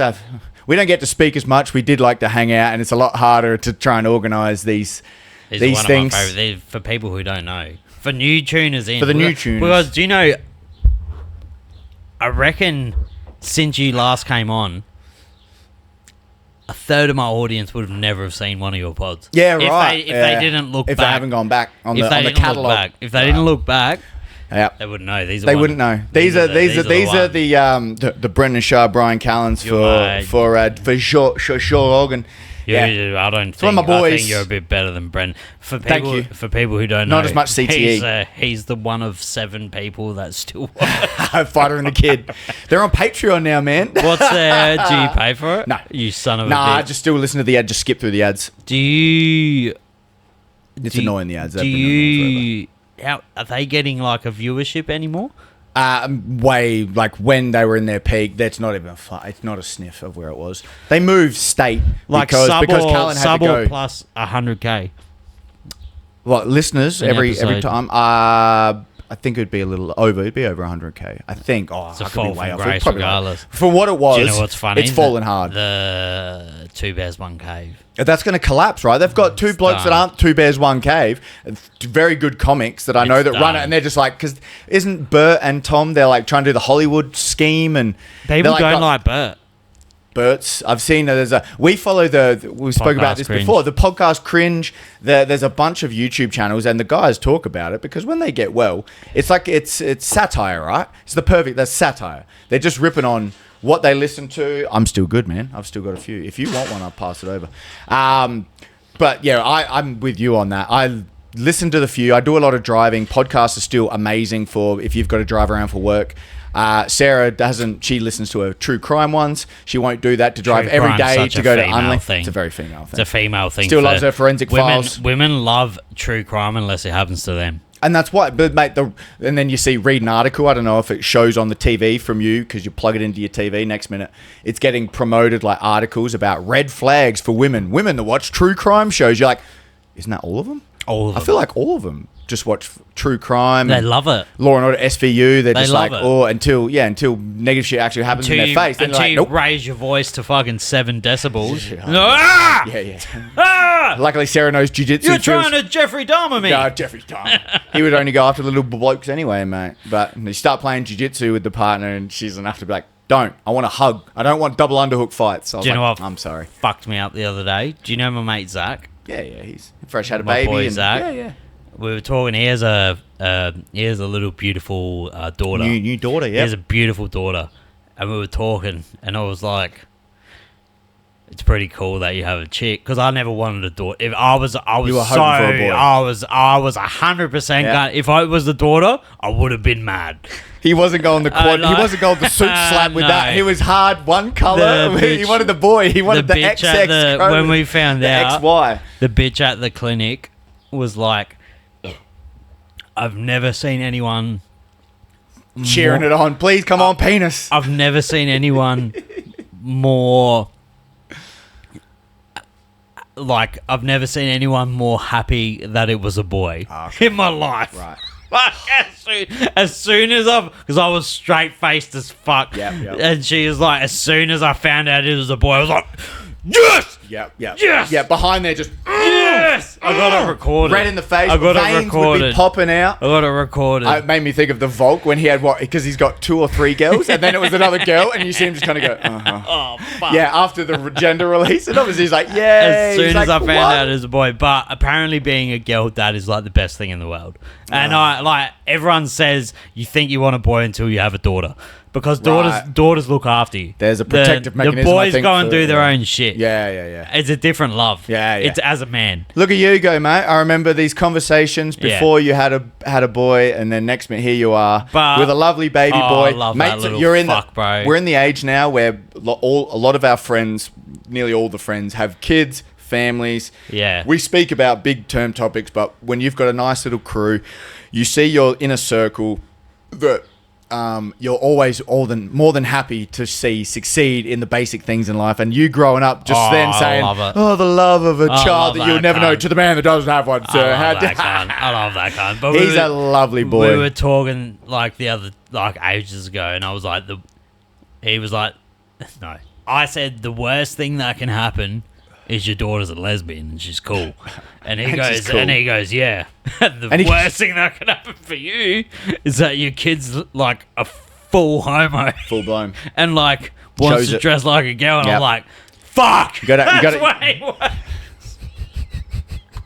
And there you go. You'd way rather a lesbian daughter than you wouldn't. I don't Depends care. on who you ask. No, there you you don't care. We've gone too far down the journey. No, but like I genuinely don't care. Like it's one of those things. Realistically, would it suck? You as a father, you'd be like, fuck. The only way you're going to hear this, mate, is if he goes back in 18 years and the catalogue hangs on and he goes, damn it, Dad, I came out of this. That's me being honest. That's me being honest. Like, every father feels the same. When you have a male, you want your son... I want to use the word normal, but it's not the right word. It's not the right word. Because I don't find anything wrong with being gay. Yeah. But, you know the issue that you have against it? It's the initial... Oh, it's not breeding. I won't have a grandson. And that is exactly what it comes down to. I won't have a... It's all about the bloodline in the end, mate. I want everyone to know that. Like, in my head, the first thing I'm like, I won't have a grandson. Yeah, that is why. Because he might adopt one if he's gay. Yeah. But it's not the same. Well, there you go. It's not the same thing. Your genetics aren't passing on. And that's what's important to you in life, mate. No quids for you. No quids for me, mate. No quids? No, not them playing. You'd have been a good dad. People say that, yeah. Why don't you reckon? They hold you down too much? I don't know. There's many... but you know what? You have actually strangely selfish habits. Yeah. Yeah, but right. Yeah. When I first met you, you wouldn't have picked it. I tried to explain your living circumstance. Mm-hmm.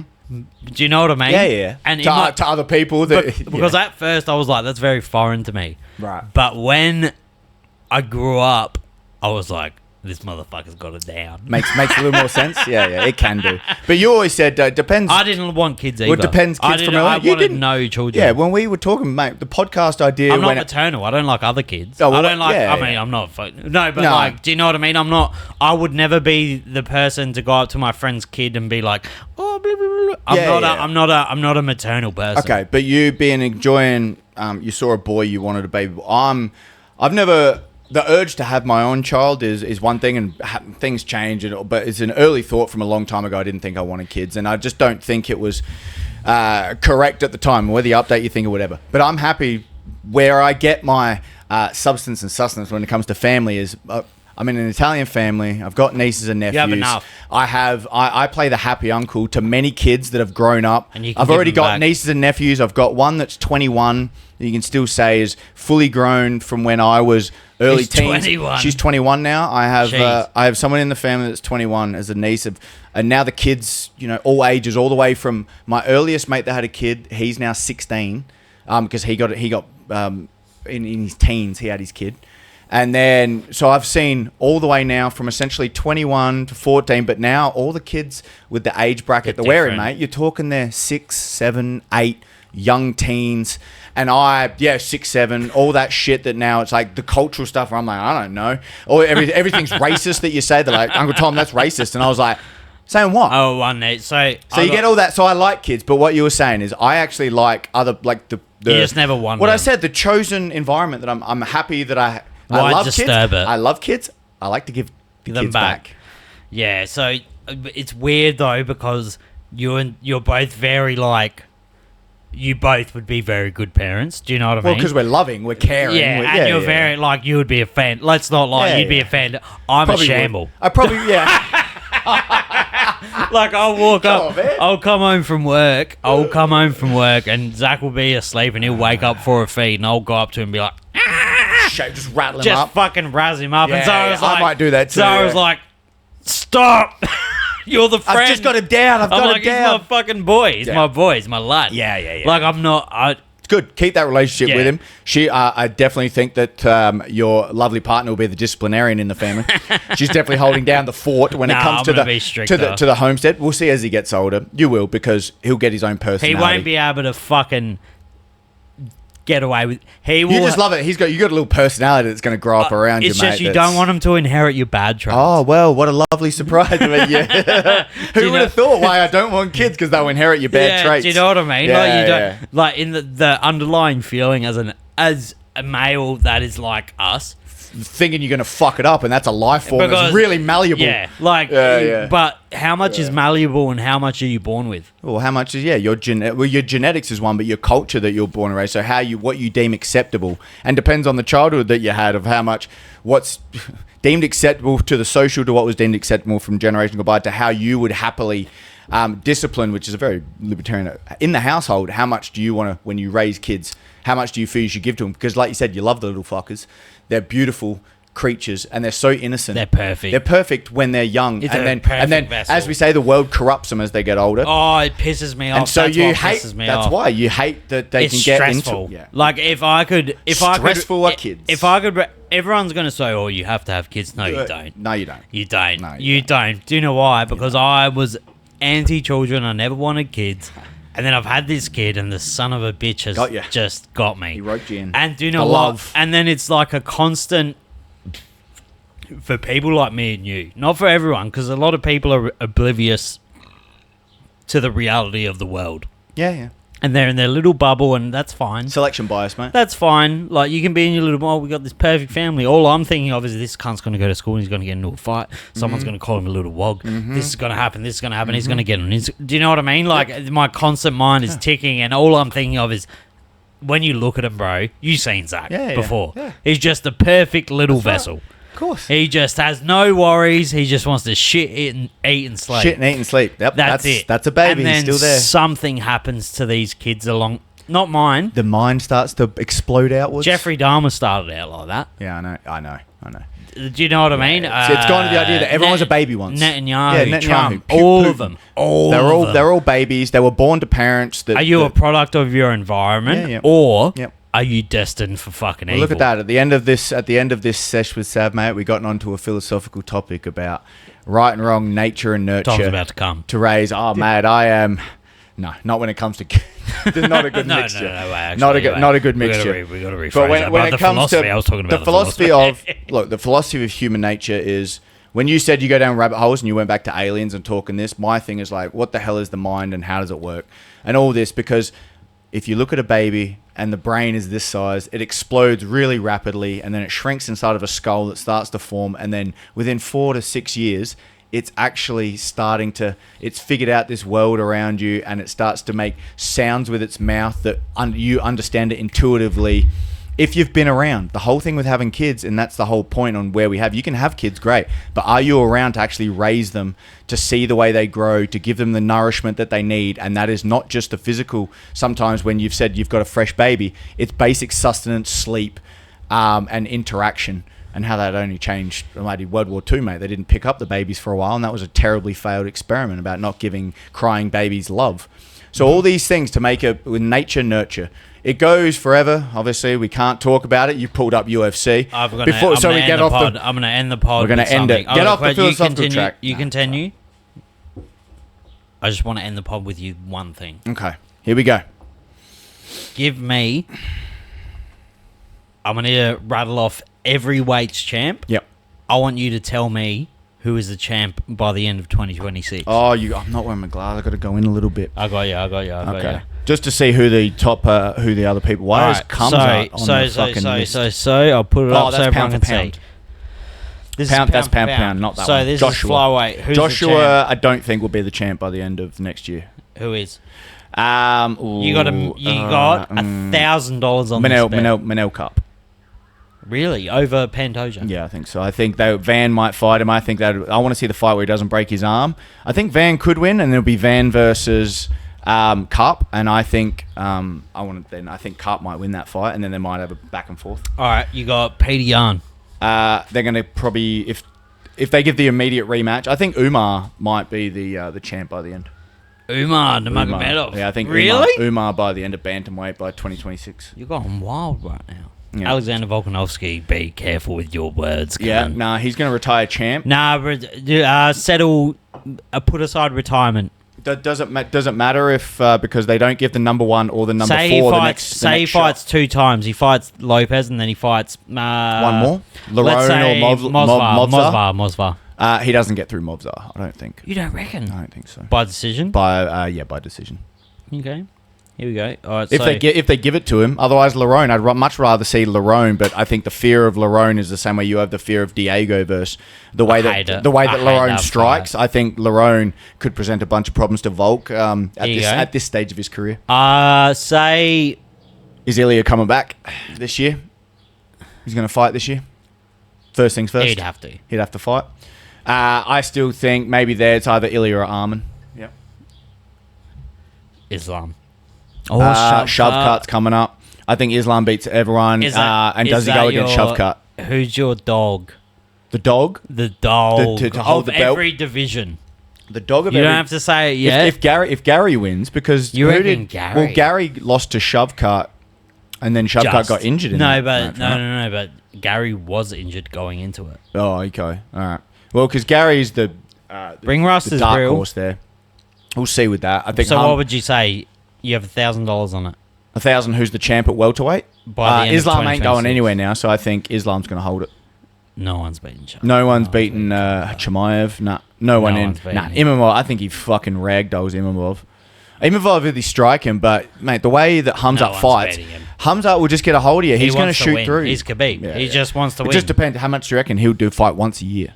Like the way he has all these issues with fucking just stepping in the cage now after he made his name off like the quickest win streak when he started. Pereira spoiled us. The higher weights you go, usually the less they fight. The higher the weight, the less they fight, realistically. Yeah. So if we can get Hamzat twice a year, we're lucky. Yeah, Hamzat twice a year is lucky. Yeah, if you get Hamzat twice a year, that's lucky. Would you say, I don't think Imavov opposes any problem. You know the one I'd really love to see, but it could be a fucking blowout. But I'd hold hopes is Chimaev versus Fluffy Hernandez. Just for styles. Like Fluffy, styles make fights. You're going to throw up those triangles. You're going to throw up those fucking... But elbowing off the bottom, like the fact his gas tank, like if he can get through the first 2-3 rounds, much like with Duplessis, but with to get the striking off, if he grapples with Fluffy the way Fluffy fucking grapples... No, this motherfucker... Because he won't be able to lay. Hernandez won't just lay there, but if Chimaev, I think, could almost dast him within a few minutes if he wants. I didn't even think of that. Yeah. That on the White House card... does Fluffy have a fight book? I think that stylistically is definitely the most exciting. Fluffy's American as well. Exactly. You need because that's the thing about the White House card. You need American. Yeah. That too. We were saying so. Kayla's the only champ, and how she goes through. If she gets through Nunes, Bo Nickel, you put him on the prelims after the big head kick of Hodolfo. Put him on the prelims. Yeah, you can put him there. Alex Pereira, I want to see Pereira versus Olberg next. Come on. I don't think he fights again at light heavyweight. You reckon he goes up to heavy? I think he knocks Olberg's shit off his head. Could do. Because anyone that doesn't oppose a plan that's not striking to Pereira is losing. Yeah. And Olberg ain't going to shoot on him, which means it's a kickboxing fight. Doesn't matter how explosive you are. Which is why I want to see how it plays out. So put Olberg as the Anzac. Fun. Put him in there with Pereira. That's fun. That should be the next one. That's fun as Set it up. And then because that's fun. Because then as you go further down, it's the old heads.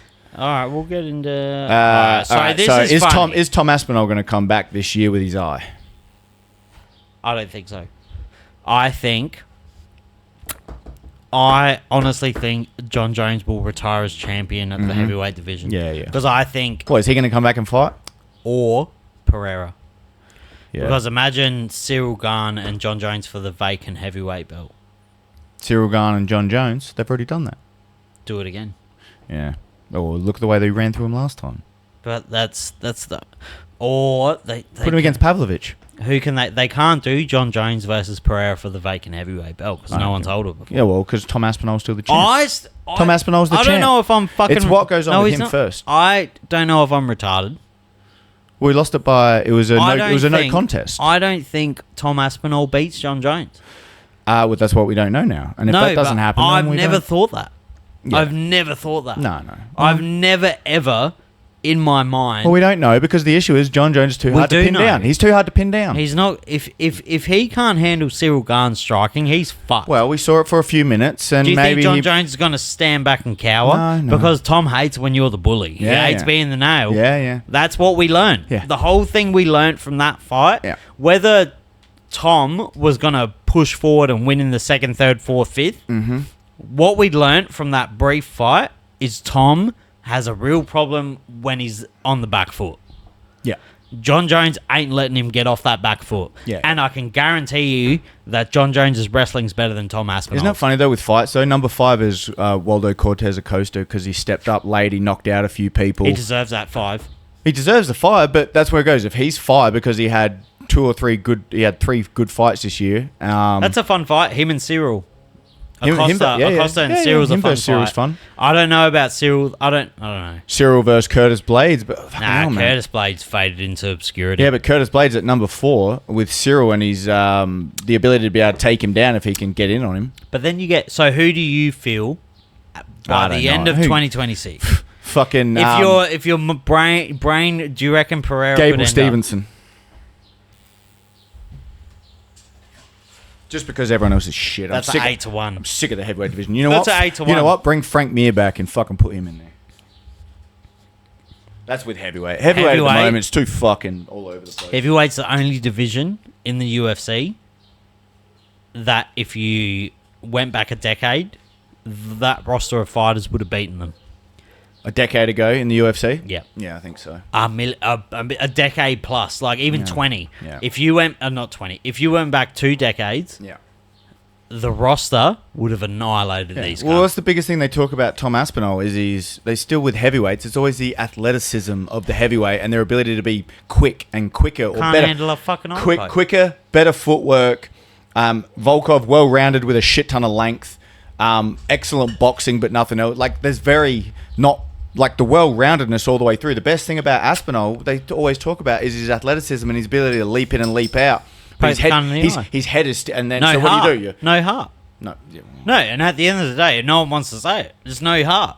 John Jones, he gets poked in the eye. He's winning that fight 10 times out of 10. The only one I'll go back to on that for early days, do you remember when the Gracies, it was the early Pride days, the bloke that lost the eye from who was the Dutch kickboxer in the early UFCs? He went to Pride, the Japanese bloke got blinded. Yeah. He fought Hickson Gracie in the finale, and Hickson felt so bad for him, and he ended up losing his eye after that because the Dutch kickboxer like put his thumb in his eye so bad he actually blind this bloke, this Japanese guy, and he got all the way to the end.